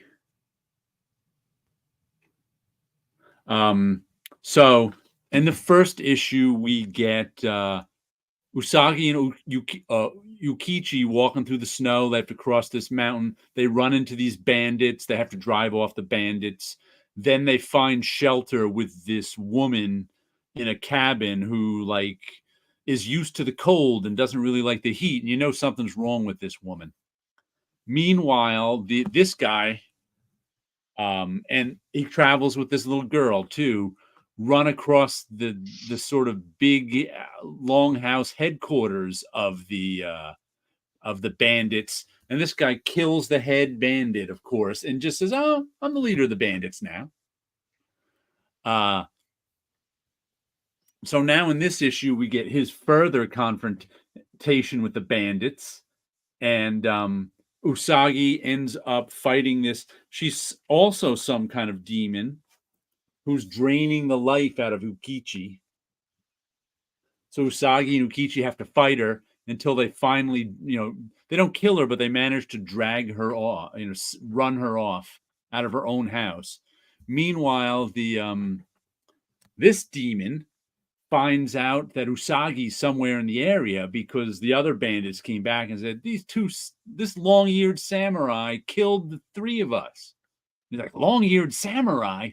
I must kill him. Come on, guys. And they're like, okay, because all the bandits are terrified of this demon. Mm-hmm. So then we're going to have a demon showdown next issue because this story ends with the injured Usagi woman demon going, I need life forces. I need to heal myself. And running into the last page has her running into the bandits led by the other demon. So it's like, ooh, we're going to have a demon on demon showdown next issue. All right. But Usagi's always good. Always good stuff. And then there's 3 issues left in this arc. So the demon on demon showdown is only in the middle. There's stuff before and after. I always look forward to Usagi. Have they sold Usagi in Portugal? Nope. No Usagi. And they won't. And they won't. Because anybody who likes it will go and find the English versions. Yes. Darn those people who speak many languages, read many languages, I should say. Mm-hmm. You cannot afford to be a comics fan in Portugal without knowing at least 2 foreign languages. There was a bunch of stuff in Spanish there from stores that sells mostly comics in Spanish, and they had Black Kiss, full collected edition, very very fat in hardcover. Wow. I'm not sure that exists in English. Was Black Kiss? I don't think so. I mean, you'd be lucky if you can find Black Kiss. You'd have to look on eBay or somewhere. Yeah. There was also a hardcover volume reprinting all of Alex Toth's Zorro. There have been a few softcover volumes of that. Mm-hmm. I've got a softcover volume from Image from the early 90s of Toth Zorro. Of all places, Image put together a collection. I'm guessing someone out there was a Toth fan. Oh, well, in Spain, there was a time, and I think it's still going on, they were publishing everything. Ah. Okay. Anything that could get republished, they did. And of course, they have every manga available I wonder how many versions of 6x9 graphic novels DC will put out before they stop. 10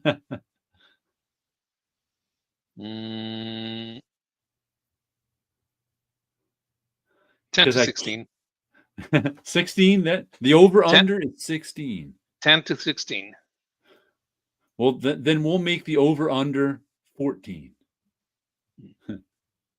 What do you take, the over or the under on 14 volumes, Wilson? I'm going to say it's going to surpass that number. You're going with the over. I'm going with the over. Okay. What about you, Paolo? Under. Only just on Batman alone. I'm going with the under too, because I just can't believe DC can make a success of something.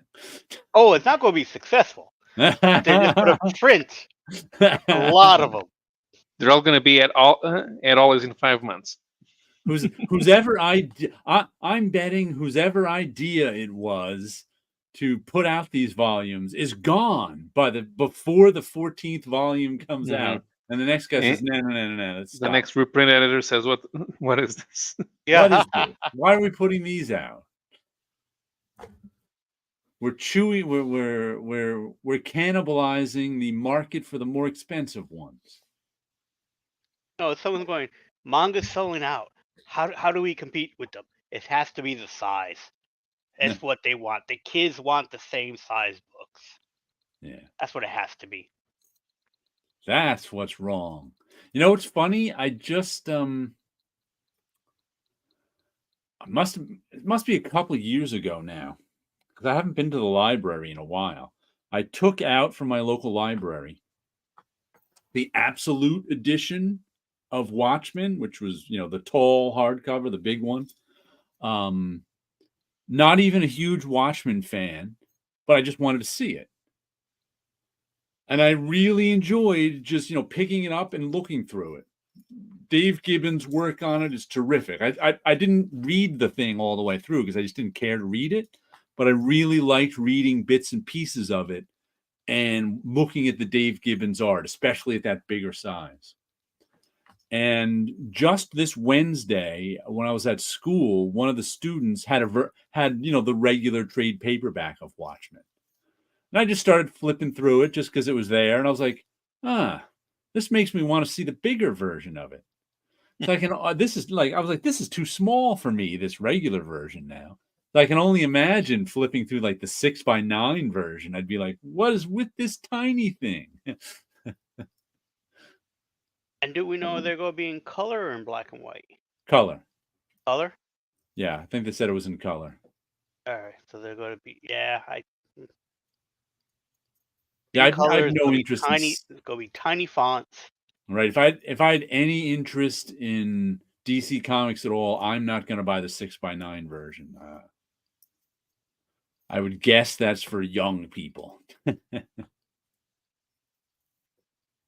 That's who they're hoping will buy them.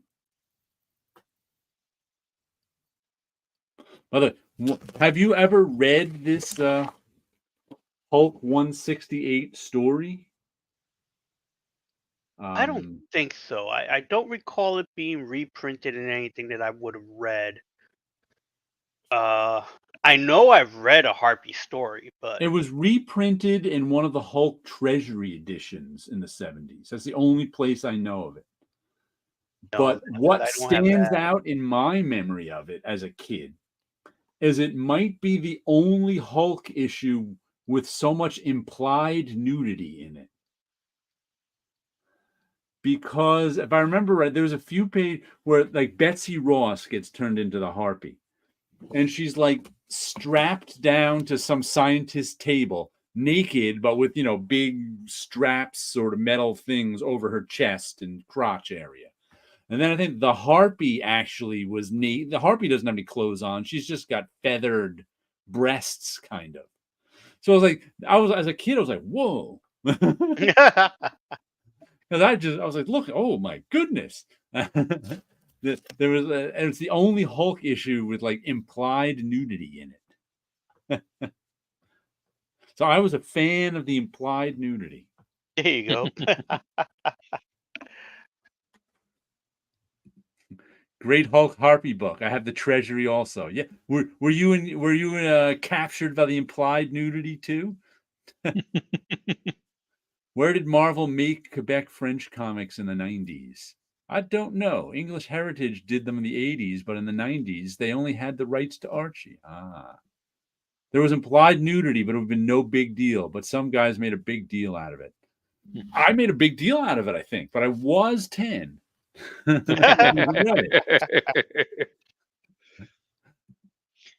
you were in America. Oh my God, implied Right. nudity. Meanwhile, And in I- Europe, boobies. And I didn't make a big deal out of it, to anyone but myself. You know, I was just like, whoa, because it's like I don't think I even, you know, I don't think I even talked to my friends about it or anything that particular. It was just something that stuck in my head. I was like, whoa, she's naked.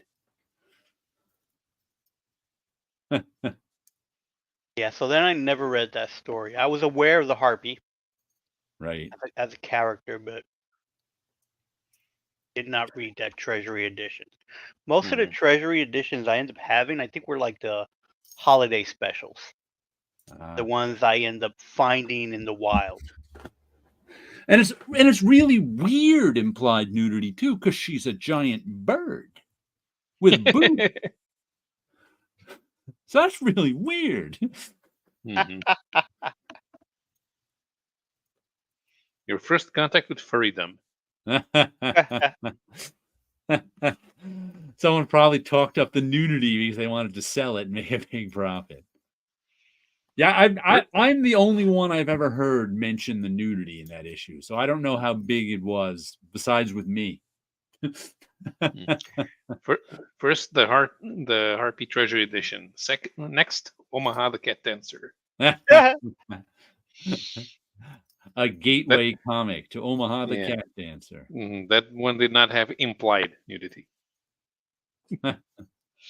And there's no implied nudity in the cover because her, she's got her hand with that blast covered by the covering up her blast. feather breasts. Who wrote that issue? I don't remember. Let me open it up. Hold on. If it's 167, it's probably on Wayne. Let's see. Like I said, this was a back issue to me. I'm not sure when I got it. But matter of fact, I think I got the Treasury edition before I ever got the actual issue. Steve Englehart and Herb Trimpe, co-creators, it says. Jack Abel, inker. Artie Simic, letterer. Stan Goldberg is the colorist. Jack Abel was the only one I knew personally out of that group. What year did it come out? 73. So it was a couple years before my time. But like I said, I had it in the Treasury edition. Mm-hmm. Yeah, it looks like there was no, there was no real nudity in the Harpy because it's like she's wearing a barrel of feathers. But where is she? Oh, there she is. First, she's naked there. Come to me, come to me. And then I think... Yeah, she's still... Oh, it was Modak who turned her into the Harpy. I haven't actually looked at this in all. There she is with strategically placed shadows. And there she is strapped to the table with strategically placed shadows. It wasn't even like straps. It was just strategic. So there was more nudity in this than I thought. Then the Harpy comes out. I wonder if she ends up... But like I said, she's got no costume on as the Harpy. This is the day the Hulk died. But she's got implied feather breasts. So that's real weird, too. I remember that nudity from this issue as a kid. And of course, in the Treasury edition, it was even bigger. More implied nudity. Yeah. Bigger comic, more implied nudity. So were the editors not paying attention to that issue? Did that just go right by? Or is that one of those 73, lots of editors and chiefs turnover. Yeah, that's true. Well, Roy was still editor-in-chief. This coat is too long. I keep sitting on it. But I get up. Roy need was editor. feathers. Roy was editor in chief, but he let everybody edit their own comics. If you've never met Steve Englehart, so you never offered to expand your mind.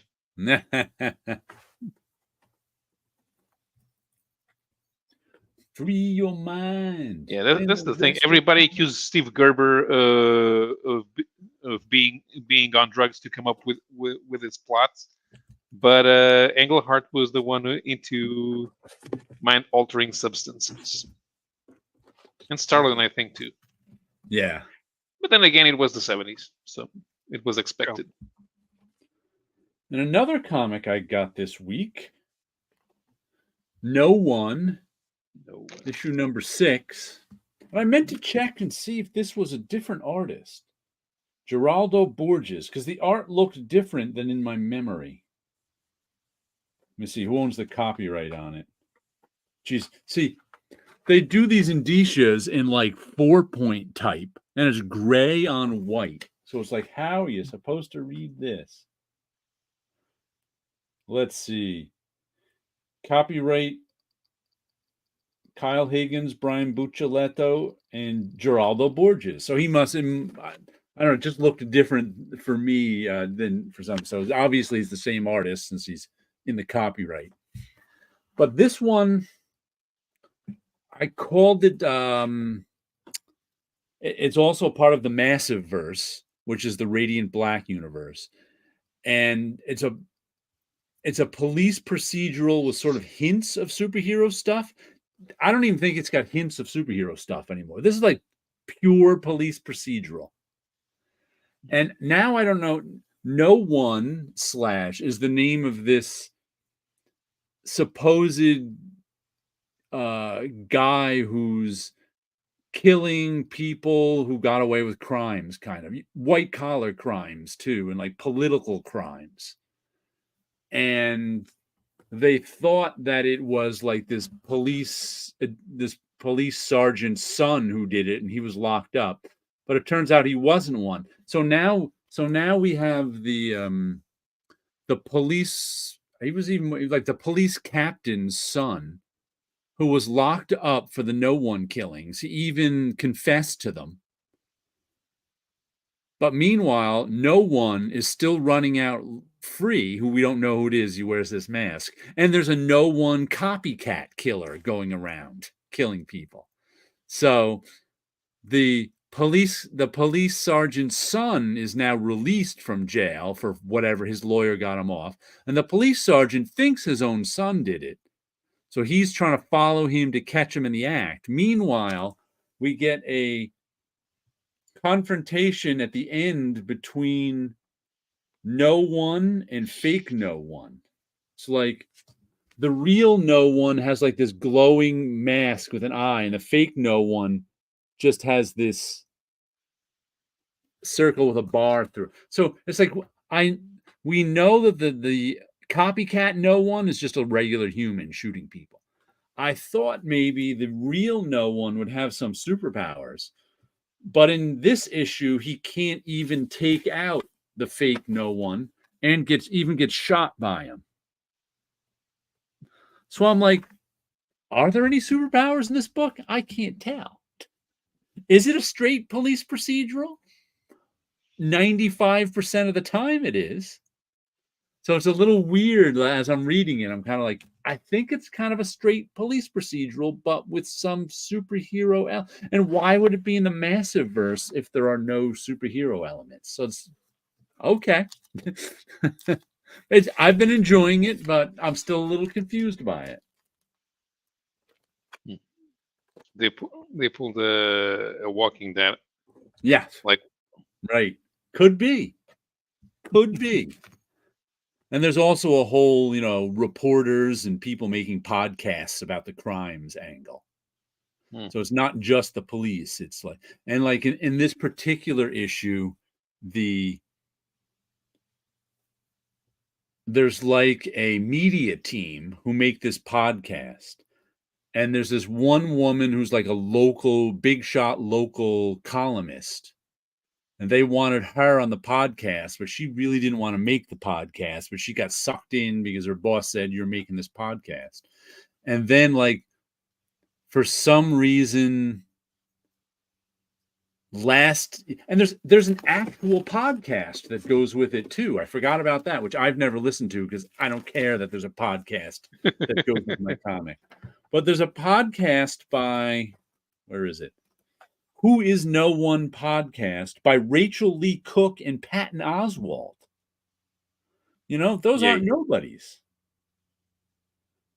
And Todd Stashwick, Lauren Lester, and Yuri Lowenthal. So, Who Is No One, the podcast. The story continues, and you can listen to it at Apple Podcasts, Google Podcasts, Spotify. I never have because I just, don't care. But it's like, wait, is it a radio drama of the comic? No, I think it's a podcast. As far as I can tell, it's a podcast treating the comic like it's real. At least that's what I imagine it should be. So it's the like radio the drama of that world they're making in this comic. So it is a radio drama. Yeah, I guess it would be. Yeah, it's a radio drama of that world, not necessarily of that particular book. Right. They're not commenting on the comic. They're commenting on the events in the comic as if they were real. So I guess that would be like a radio drama. Okay. Yeah. Because there are and one of the things that happened, it's like in the podcast in here, the last episode of the podcast, they did a Who Could No One Be, which I guess is what this podcast is, because it says here, Who Is No One, the podcast. The podcast in the comic speculated on who no one could possibly be. They threw out a few names of who they thought no one could possibly be. In this issue, the copycat no one started killing the people who they said no one could be. So 2 of the 3 got killed by the copycat no one in this. And they were all guilty. They were like, holy cow. And the reluctant columnist was like, I can't believe you we're responsible. She really didn't want to do the podcast now. She's like, we're responsible for these people. We named names for no reason except to make a podcast. And now those people are dying. So it was an interesting twist. Maybe I should listen to the podcast sometime. Probably won't. I listen to enough true crime podcasts. I think it's a cool idea, but it feels like homework. Yeah, there you go. There you go. Yeah, I think you hit the nail on the head. Yeah, it's like reading the annotations book for Kingdom Come. And I'm sure they have an audience, and I'm sure it's probably something fun. And I know I've thought of it myself, something similar to, giving a character, like one of my characters, like an Instagram page. And it's like, she would post up in between issues, but it's like, that just seems like a lot of work to basically that's the work your marketing department should do. Exactly. It's like that seems like it's one of those things where that's a great idea, but not for me to do. I don't need more work. Exactly. That doesn't pay me. Yeah, but like there are people who, like my friend Rob, who love backstory. Right. I'm not a backstory person as much, so it's like I imagine he would like something like that. Yeah, that definitely sounds like something for people who really like the world building aspect of stories. Right. I don't like when the story crosses over mediums. If it's a comic and I have to watch a TV show or listen to a podcast to have extra information about the story, I don't want to. Like Wilson said, it's too much like homework. Yeah. I mean, it probably does enhance it, but Jarrett's been reading it all this time without the podcast, and he's been enjoying it. It's like not that I don't need the podcast. It's just kind of a gimmick to me. To me, if there was a comic of Watchmen having that extra stuff in the back of the book, but I never bother reading. But that's still in the comic, so you can't read it. It's not the same. If they made you buy a book written by Alan Moore explaining the other stuff. But the thing is, those those extras do enhance the story and make you understand why some things are happening. Yeah. So you should read them. But I there's no do buying love- it, so I like the fact that it's free. Yeah. Where the other well- when they were well, the extra books you had to pay for. Yeah, but the podcast is for free as well. But yeah, Yeah, it's that's not- what I mean. The podcast is free, so I like that idea of it. I do love in the back of Carla Speed McNeil's Finder, when it's collected in the trade paperback versions, she's got notes in there about, page by page, almost panel by panel notes. And I love those. But those are coming right from the creator kind of thing. Telling you, telling you little things about the comic that you might not have noticed, or what she was thinking at certain parts. I love that stuff. That's some really, I can't, those I read all of, and it's really enjoyable to read them. Then there's something like, what is it? Alan Moore and Eddie Campbell's From Hell. I didn't even like that until I read the notes in the back at the same time. Because Alan Moore has a whole bunch of notes in the back of the collected edition of From Hell, where he's telling you everything he was thinking in all the panels. That's to me, From Hell is now about Frank Miller researching Jack the Ripper. I think the book makes more sense it didn't make a lot of sense to me when I read it without Alan Moore's notes. So when I started reading it through again, I would read 2 or 3 pages and then flip back to his notes about those 2 or 3 pages. And then read 2 or 3 pages and then flip back to the notes about those 2 or 3 pages. And I really enjoyed reading it that way much more, and it made more sense to me. Someone got real mad at me on my when I reviewed From Hell a few years ago, and I was saying something like that, and someone got real mad at me for suggesting that. A couple other people agreed with me. Well, I just remember that one guy who got real angry with me and wrote angry things that I would think that. It's like, okay, you liked it. Because I have watched enough TV shows, documentaries, and read enough magazine articles about Jack the Ripper to not be lost during any Jack the Ripper story. I was lost a little bit during Alan Moore's Jack the Ripper story, because he did some weird things with the storytelling that you needed information for. Have you guys read From Hell? Not No, yet. I've never read it. I've only ever seen the movie adaptation of it. Mm-hmm. Yeah. Gus says, "Yeah, I read it like that twice." Exactly. Yeah, it makes more sense that way. And that's like the only Alan Moore thing that I think that makes more sense like that. And he was explaining how he came up with these, what research brought him to these scenes. And you're like, oh, that's what that scene was about. His research. That makes sense. Mm-hmm. Want to do a read, rip, and slab? Oh, Sure. yeah. Let's have some dolphins. Let's see. What year should I? You know what? We're going to go modern. There we go. 22 years ago. That's modern, right? According to the Overstreet Guide, yes. We are going to go to DC Comics, of which I've read none. 22 years ago. I might have read some. 2001 March, DC Comics. We've got The Spectre, issue number 3, Green Lantern 136, and Martian Manhunter 30. Martian Manhunter's resisting that kiss.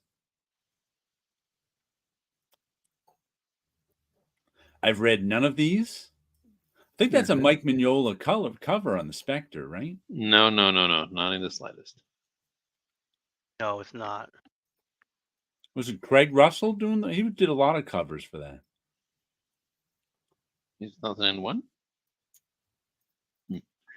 So I'm going to read Martian Manhunter, slab The Spectre, and rip Green Lantern.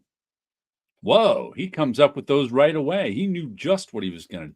Why would you want to read Martian Manhunter? I want to cover.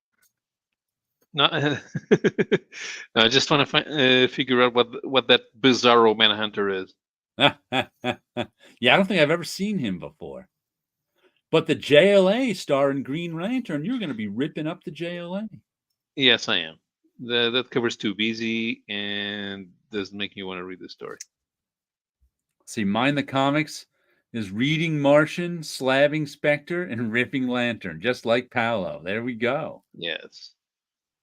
I'm going to read Spectre. I'm going to slab Green Lantern since everyone else is destroying it. And I'm going to Yours will be worth extra.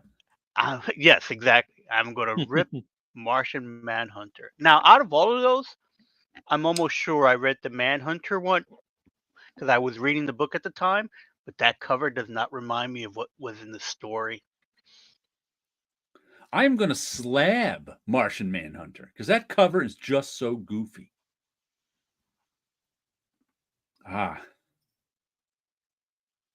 You know what? I think I'd rather read the Green Lantern than Spectre. And even though the Spectre is probably the best cover out of the three, I'm going to have to rip it. That's what I'm going to have to do. Good evening, cool cats. Oh, boy, smells like the beginning of Century Comics. My favorites. Beginning of the Century Comics. There we go. 2001. Everybody loves the 2001 DC Comics era. Might have been Hal Jordan's Spectre. Yeah. Oh, and the flamingos have to be in the circle with the JLA looking on. Makes sense. Yeah. I think that's just a natural. And the dolphin replaces Batman in the Spectre. Spectre's hands. Yeah. Batman's in there? Wow, I didn't even notice. Yes, Batman. it's Superman and Batman. Superman and Batman cover. Look at that. I'm taking out Batman and putting the dolphin in its place. I'm going to replace on the Green Lantern cover the guy who's hopping over the JLA. He looks like Night Mask, but I don't know who that is. But I'm going to replace him with the dolphin. It looks familiar. Have I seen him before? It might be Hal after Final Night event. I think so. It might be Hal. The only reason why I say it may not be him is because I think Hal Jordan's Spectre had a mask on. Yeah, he had his Green Lantern kept his mask. Green Lantern mask on. Mm-hmm. Also, I think they also put his name on the cover. Now that I think about it, I think it was called Hal Jordan, the Spectre. Ooh, I am going to replace the Spectre's middle finger with a dolphin. That's very specific. Well, I was thinking about replacing all the fingers. Then I was like, nah, that's too many dolphins. That's cheating. It's one dolphin. So it's got to be the middle finger that Batman is, half standing on. So he'll be standing on the dolphin as it swims out towards us. I think I would want to put my flamingos behind the Spectre, as if they were looking over his shoulder. Aha.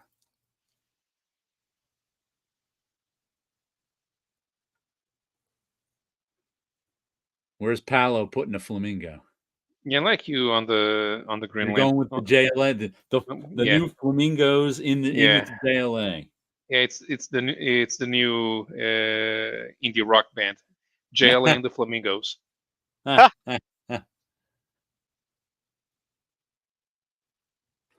don't, I can't. I wonder if I read any DC comics that entire year.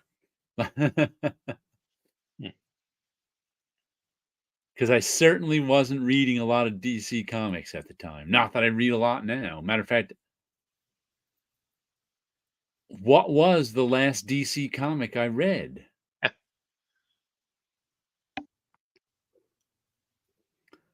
Wow.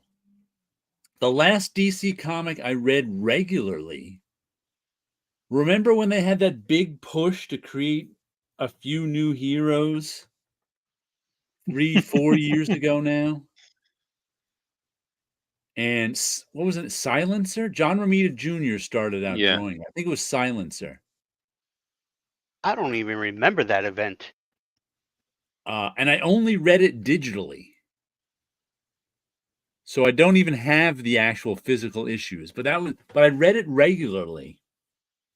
That might be the last DC comic I read regularly. And she had some superpower where she was like, she was co-workers with Talia Al Ghul. What's her last name? Ra's al Ghul's daughter. And so she was part of like the Ra's al Ghul operation, and she was some sort of assassin. And her superpower was she could make things quiet somehow. So she could sneak up on you. And she had, super assassin powers like every other assassin, where, they can fight you and do stuff like that. And the JR Jr. issues were real good. The non-JR Jr. issues with lesser artist talents on them weren't as good. What was the last DC you read regularly, Wilson? Regularly? Regularly. I would say Green Lantern was the last thing that I would say read regularly. But What that era? was back, that would have been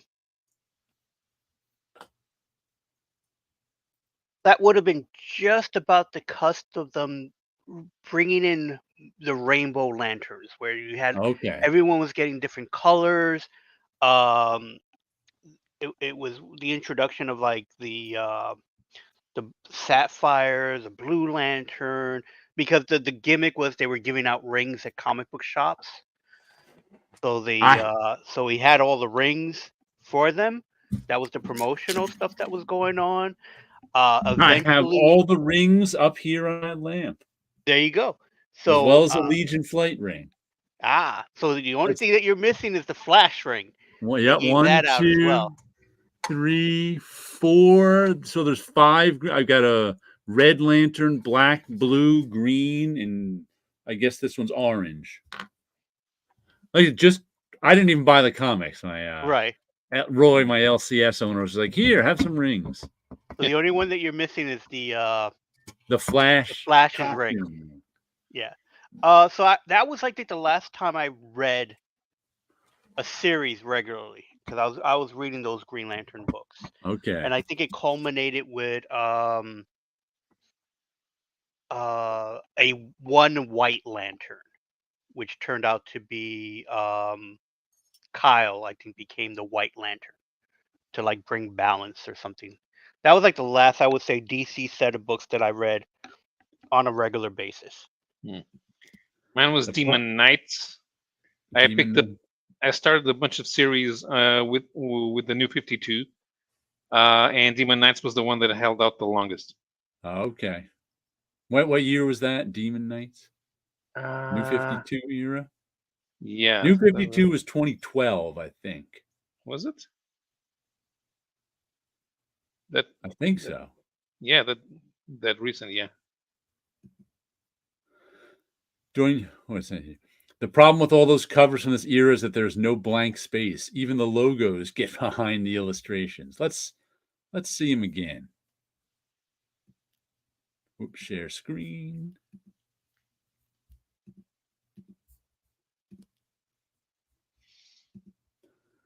Well, there's plenty of blank space on this Green Lantern one. It's just not very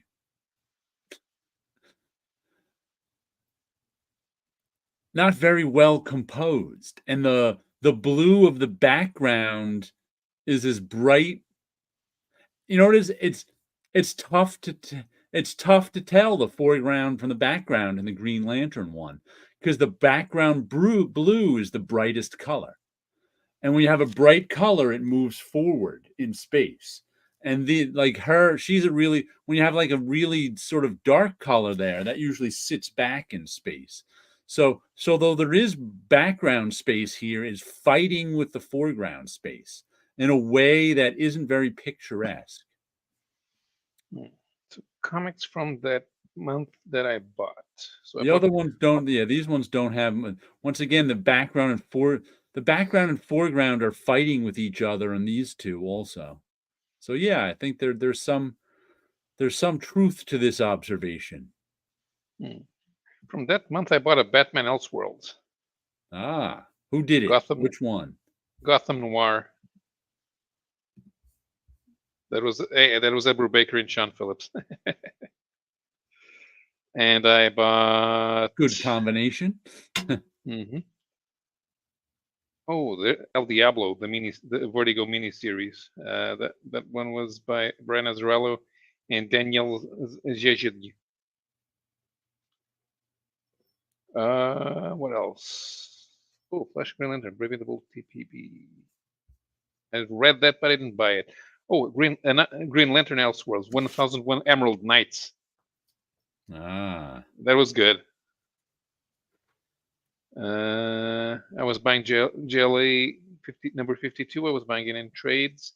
JSA number 22. I was buying it in trades. You were reading a lot of stuff in this era. Yeah. Look at that. Mm-hmm. Oh, Outlaw Nation number 7. But I bought Outlaw Nation many years later when Image put out a black and white trade. Starman number 77. Once again, trades. Oh, a Superboy Elseworld. Superboy's Legion number 2. That was the one by Alan Davis. During the New 52, I followed All-Star Western and Animal Man. Palmiotti and Lemire writing it made it worth it. Okay. As a matter of fact, Jimmy, I noticed on Twitter, is always like, DC should reprint my Jonah Hex. He said that. Yeah, why not? He said that about the new 6x9 one. So I just backed Jimmy's Kickstarter too. Jimmy does Kickstarters a few a year, I think. I usually get the digital versions. Because like the print ones are like the digital version of what is the latest one? Let's see. Let me go. I think I linked it on my Facebook. The Hunters, from the team that brought you Jonah Hex and Harley Quinn. The Hunters, graphic novel by Palmiotti, Hardin, Connor, Sinclair, and Hill. So I think it's it's made its money, so it's gonna be printed, and I think it might end this week. It ends sometime the beginning of November. The Hunters, but so if you go to Jimmy's Twitter, you can back it if you want. But like I said, I'm perfectly okay with most of these Kickstarters to buy like the $8 digital version. Though I have to read them now. I got a couple from Jimmy that I sitting on my iPad because I don't read digitally that much. I'm gonna have to read them on my train ride.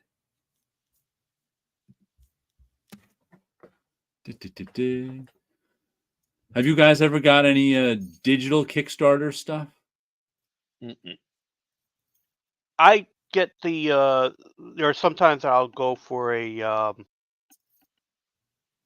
I'll get a digital book with the Kickstarter as I guess part of the that's campaign. usually standard. I usually will get like whatever the lowest tier of a printed book is, right? And that usually will bring will include a link to a digital file. But I think the last one that I did for Sean Chen, I think I went full digital on that one. Yeah, I used to go for the lowest tier on the printed one too, except I found myself not getting anything. I'd be like, do I really want to spend? And I'd say, I'll decide later, and I'd never decide. So Right. now if there's somebody I want to support, something I want to get, I'll just go, you know what? I'll get the digital version. Set for my freaking $84 Gatsby, which I could get for $22 now. Because that's right. You know, Kickstarter's the most expensive way to buy something. So let's see. He had Sex and Violence and Trigger Girl before Bouncer. Yeah, I got Trigger Girl. I definitely got that one. I think I may have got Sex and Violence too. Kickstarter only in Portugal. Indie Portuguese projects. Oh, okay. Yeah, there are a few. The thing is, you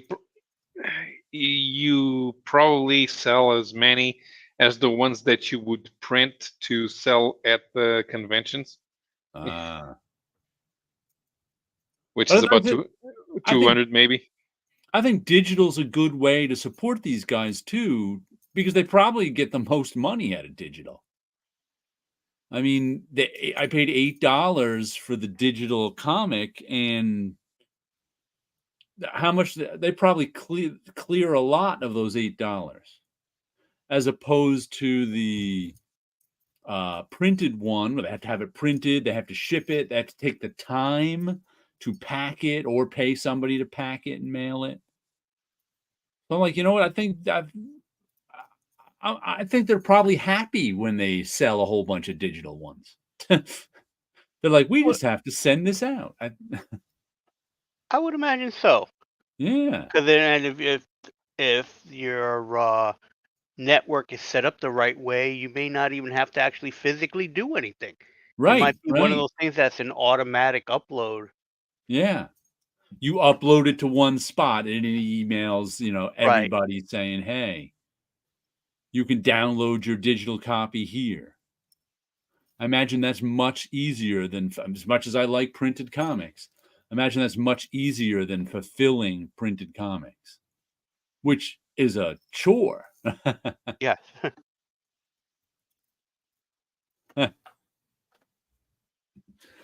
I'm not even talking about price. Gatsby here in Portugal. I believe the edition is similar to the deluxe version, Jared. Yeah. Yeah, it is. Good evening, Sequential Geek. Cheers. What's up? Welcome.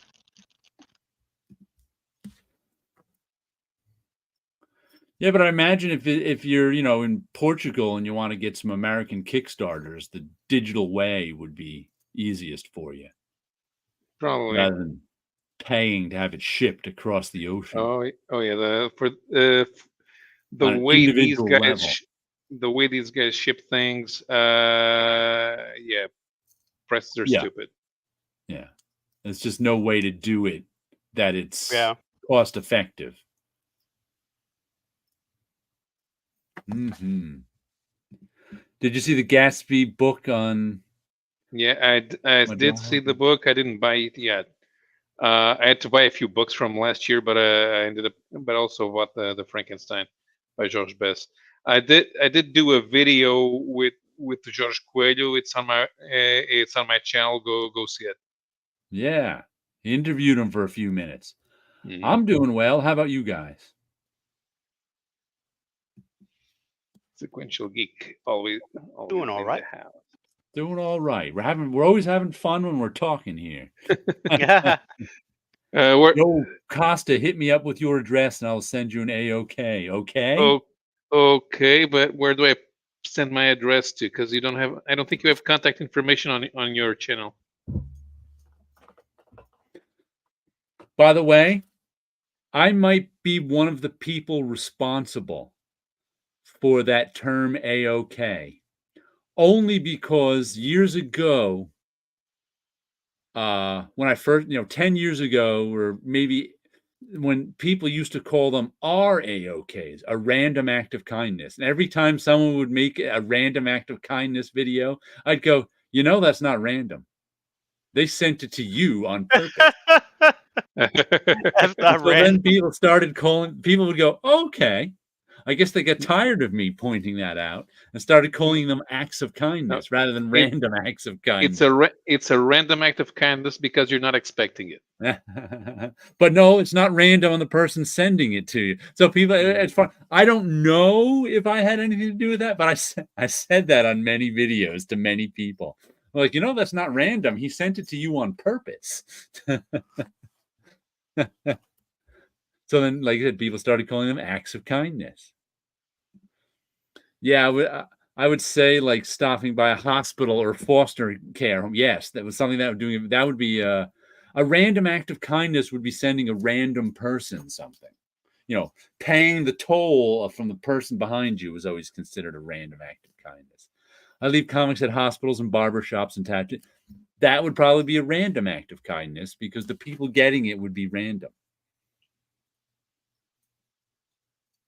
So I can definitely see that, but sending it to a person that you know who they are on YouTube would not be random.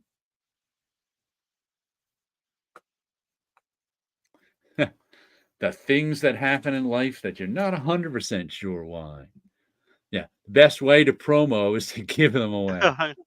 Man, I haven't seen like a contest on YouTube in years either. It used to be like, 5-10 years ago, people were always having contests to give stuff away when they hit, when I hit 100 subscribers, when I hit 1,000 subscribers. I think people stopped doing that. I think one of the reasons was people would always say, I won the contest, but I don't want the item. You don't have to send it to me. Because people just didn't want more junk. I won the contest, but send it to someone else. They just made it more complicated. Double it and send it to the next person. Who was like, no, don't send it to me. I won things only a couple of times. I was like, no, send it to me. It's part of even though I didn't really want the stuff, part of the contest was winning the stuff. I still have some random DC and some random Batman miniseries down there that I've never read. And I'm like, someday I'll read these, but never have. I mean, in Japan, is it common for people to leave manga at cafes? It is common for people to leave manga. Is there anything like that in Portugal? No. Yeah, I don't think it's common in the U.S. either. It's a random act by the sender who doesn't do it often and does it with little conscience. Well, the kayfabe guys, they were through the summer they were talking about doing an itinerant library so that people could give away the comics they don't want to and have them travel around or something. But Yeah. I'm not sure how well that went. I've seen some people in some small towns have little like book nooks where you can drop off books and take books from. I've seen that before, but not in real life, only on the internet. I've seen there's someone had taken a book, not a bookshelf, like a dresser, and converted it, and they call it the mini library. Yeah, Where you yeah. drop off a book, pick up a book. I've seen Right. those, and I've seen them with my own eyes. Like I've seen one, but it never has books in it. So the only thing that's still there is the sign for it, but the cabinet is falling apart. How do you sound like the smug douchiness of the kayfabe channel? I think that's questions to Paulo, but sorry, am I being toxic? I think I'm okay with the kayfabe buys. They're just not for me. They're really a channel for people who want to learn more about comics, I think. Mm-hmm. Yeah, and if beginners will have to pick up information enough to figure out when the kayfabe guys are talking bullshit, right? Because it does happen. Because sometimes it does happen. Yeah. I don't mind but I don't mind douchiness. I used to watch The Amazing Atheist. Yeah. I don't mind douchiness either. I'm okay with that. And like I said, I understand what they're doing. besides promoting the hell out of their own stuff. Yep. But it's effective. I think it's effective for them. I mean, yeah, I think they've done a good job. And I think they did a good job exposing sort of mainstream comic fans to, outlaw comics and younger comics fans to comics they may never have seen or passed over completely. So I do. It's just that, they're preaching to the converted with me. And they're usually not telling me anything I don't already know. But that's because I've been in the comics business a long time. I've read a lot of comics. I've made a lot of comics. I know a lot of people in comics. I've had the same conversations they're having with people in comics for a long time. So I just understand they're not for me. Though I do occasionally go on and watch their stuff. And I don't mind revisiting subjects. Because sometimes in between everything that you already talked about, there's a new idea comes, and definitely just a little smidget of something. Yeah, but they just make too many videos for me to keep up with. So I only check in every now, and I enjoyed watching their reading of the transcript between Todd McFarlane and Neil Gaiman. That was good, though I don't think I watched it. I may have watched 2 or 3 episodes, but they're long, so I didn't make it through all of them. But someday I might go back. They should do the Stan Lee versus Stan Lee media one. Oh, I haven't checked that out. Because that's the one where Stan says is the creator of everything that's ever existed. Every time I hit 100 followers at Twitter, I give away some cool books. By now I've met 3 fine geeks due to that. Yeah, you can meet people. Yeah, I used to be into them. Any awareness they bring to help broaden people's genres and interests, they're doing well all over. Yeah, that's what I'd like them for. Normally, if I found out the school library where I am has no comic books, sometimes I buy graphic novels and offer them to the kids so they can read no book. Oh, that's a handy thing. Yeah, great idea. Nice work, everybody says. Yeah, bring them to schools. Comic books.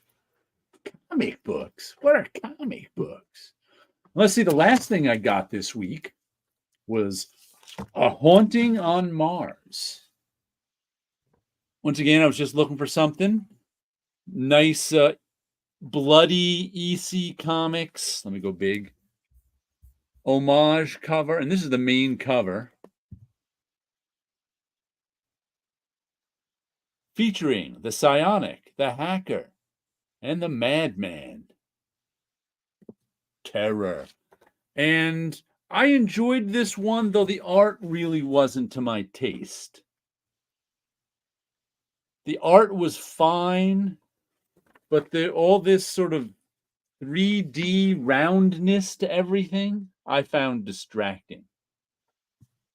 In these spacesuits. But not so distracting that I didn't enjoy it. It's just this sort of roundness style that you see a lot these days. And of course, everybody's in spacesuits, so there's lots of 3D roundness to all those suits. And the coloring got a little dark sometimes. But it's a story of this group of people, a couple of them whom are recruited, who this big corporation sends to Mars to check out something that happened there. There was a colony on Mars where everyone died, and so they're there to check it out. And our lead character, who's the hacker, was shanghaied to, her choice was to die or to go to Mars. So she went to Mars. But she's, not really part of the team. And I think she can hack things with her mind, too. So it was, a sort of dystopic adventure on Mars in the first issue. I'm going to get the second issue, I think, because I enjoy. It's just it's another $5 comic. And I'm not big on $5 comics. And it's by the writer and letterer are Zach Chapman. The illustrator is Rory Coleman. Expect Rory is spelled Luairi. So there may be an extra syllable in there somewhere. I'm not sure. Or it's Rory. The colorist is Steve Cannon. So though not 100% to my taste. Like I'm just not a fan of this, coloring right here. This blue and orange doesn't do any roundness coloring, but I enjoyed the actual comic.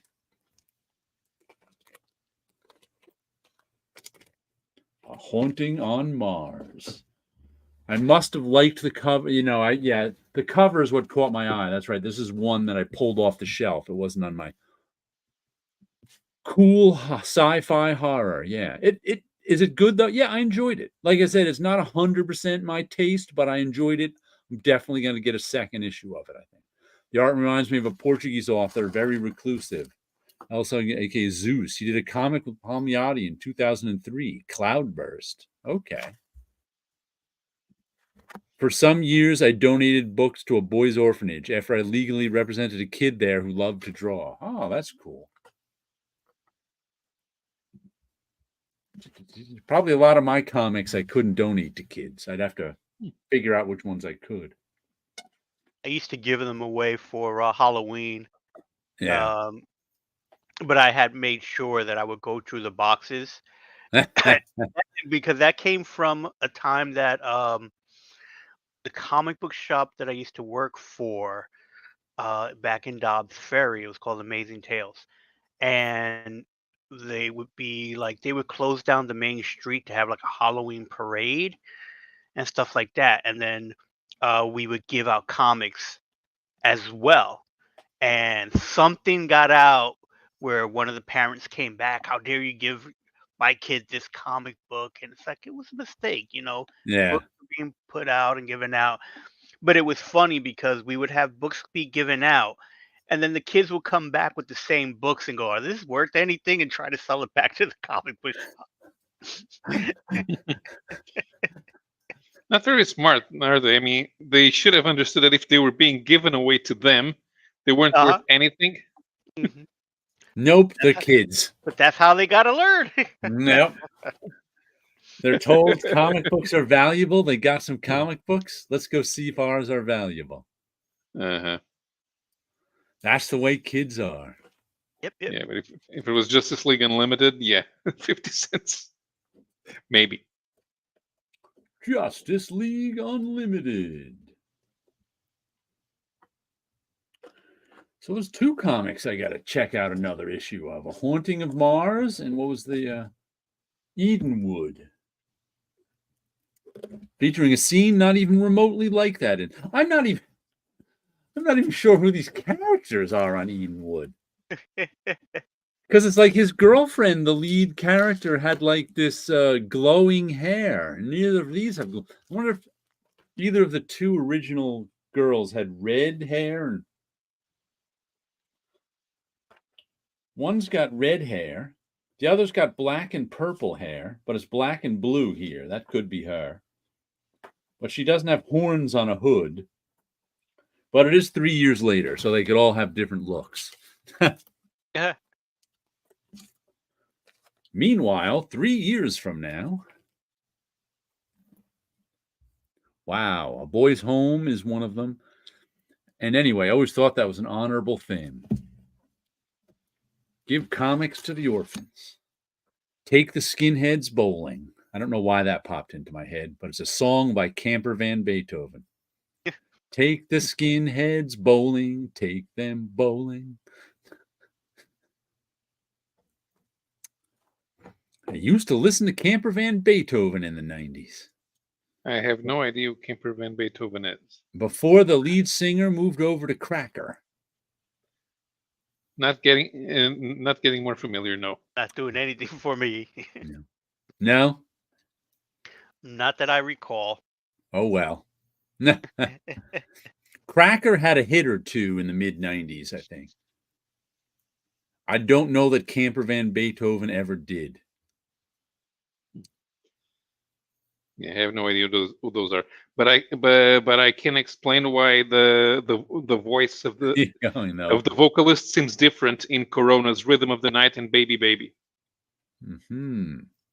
They because you remember that Milli Vanilli, of course. Yeah. So, but that was normal in dance music projects in Europe. Face and studio vocalist had nothing to do with each other. Yeah. The in Corona's "Rhythm of the Night," which became famous, the vocalist was Jennifer Barsola, but she wasn't available for the second single, so they got Sandy Chambers, which was an American who lived in Italy. But so was Jennifer Barsola actually. No idea. Crowd is all cricket. No one got my Camper Van Beethoven reference. Missed out. No. Yeah, you can explain Camper Van Beethoven, and I can do a 1 hour show on Eurodance. They did a cover of Pictures of Matchstick Men. That was pretty good. Oh yeah, Rhythm of the Night. They're playing that at the discos in Europe. Yeah, Dr. Alban, y'all. It's yeah. my life. I love Dr. Alban. Dr. Alban was Dr. Alban was in medical school when he started singing. He became a dentist. He was born in Nigeria, but but he became a Swedish citizen. And you, while he was studying to become a dentist, he became a famous singer as well. That's Then he right. quit. Then he quit because he was too busy being a dentist. Cracker, who was the singer of Camper Van Beethoven, went over there, had a hidden track on one of their CDs. I remember that, called Eurotrash Girl. I searched the world over for my angel in black. Search the world over for my Eurotrash girl. And then he had the whole song was about his travels through Europe searching for her. That was a good song. Mhm. But you had to, it was one of the, you had to play the whole CD. And then at the end, the last track didn't stop. It played like 7 minutes of silence. Mhm. And all of a sudden, Eurotrash Girl came on. So that was how you hid a track on a CD. Oops. Public libraries all set. All school libraries, it depends on the teacher who runs it. High schools here in Portugal are allowed to have watchman, preacher, and others. Heroes de Silencio. Heróis del Heróis del Silencio was a Spanish rock band from the late 80s and early 90s. Their most famous single was Entre Dos Tierras, and I think got international airplay in places that don't speak Spanish. Truth, Dr. Alvin, a dentist, and ladies were like $1,000 bills on the dance floor every time that song dropped. Smoke machine on the dance floor. It's my life. Yeah. It's my The National Plan of life. Reading selected them some time ago when they were published in hardcover. Oh, okay. Yeah, libraries love hardcovers. Yeah, National Plan of Reading is a list of books that's updated every year by the Ministry of Education, and it's books that are recommended that the parents buy for the kids. The parents never do. Love that song. Smoke machines covering the dance floor when that song was on. They all rock. Well, on that note, we should say good evening for the night. This is about our finishing time. There we go. Well, time to get going. And I completely forgot. It's also National Godzilla Day. Ooh, are you going to be on TikTok later, Wilson? Yeah, I have no setup for the show. Usually I build a figure, but today I don't have anything to build. So if you want more Wilson, he'll be go subscribe to his TikTok feed. Wilson Ramos, you can find him there too. Yep, Ramos Comics is the TikTok name, and usually at about 9:20 I go on live, and I'll probably talk about the new Mego that I picked up today. So I'll he probably talks do toys. That. Yes, sirree. And comics. Yep. All right. So you guys have a good night out there. Any final words, Paolo? It's my life. It's Now or never. All right. You guys Let's have a turn good on one. the auto tune. no. Dr. Albans, It's My Life, not Bon Jovi's. Oh, that's the only one I know. figured Sorry. We're talking about Swedish dentists. I figured it was It's My Life. I didn't know. History Channel just had some shit on toys, y'all. All right. We'll turn on the History Channel and watch some toys. You guys have Check a it good out. one out there. See ya. Have a great weekend. Bye-bye.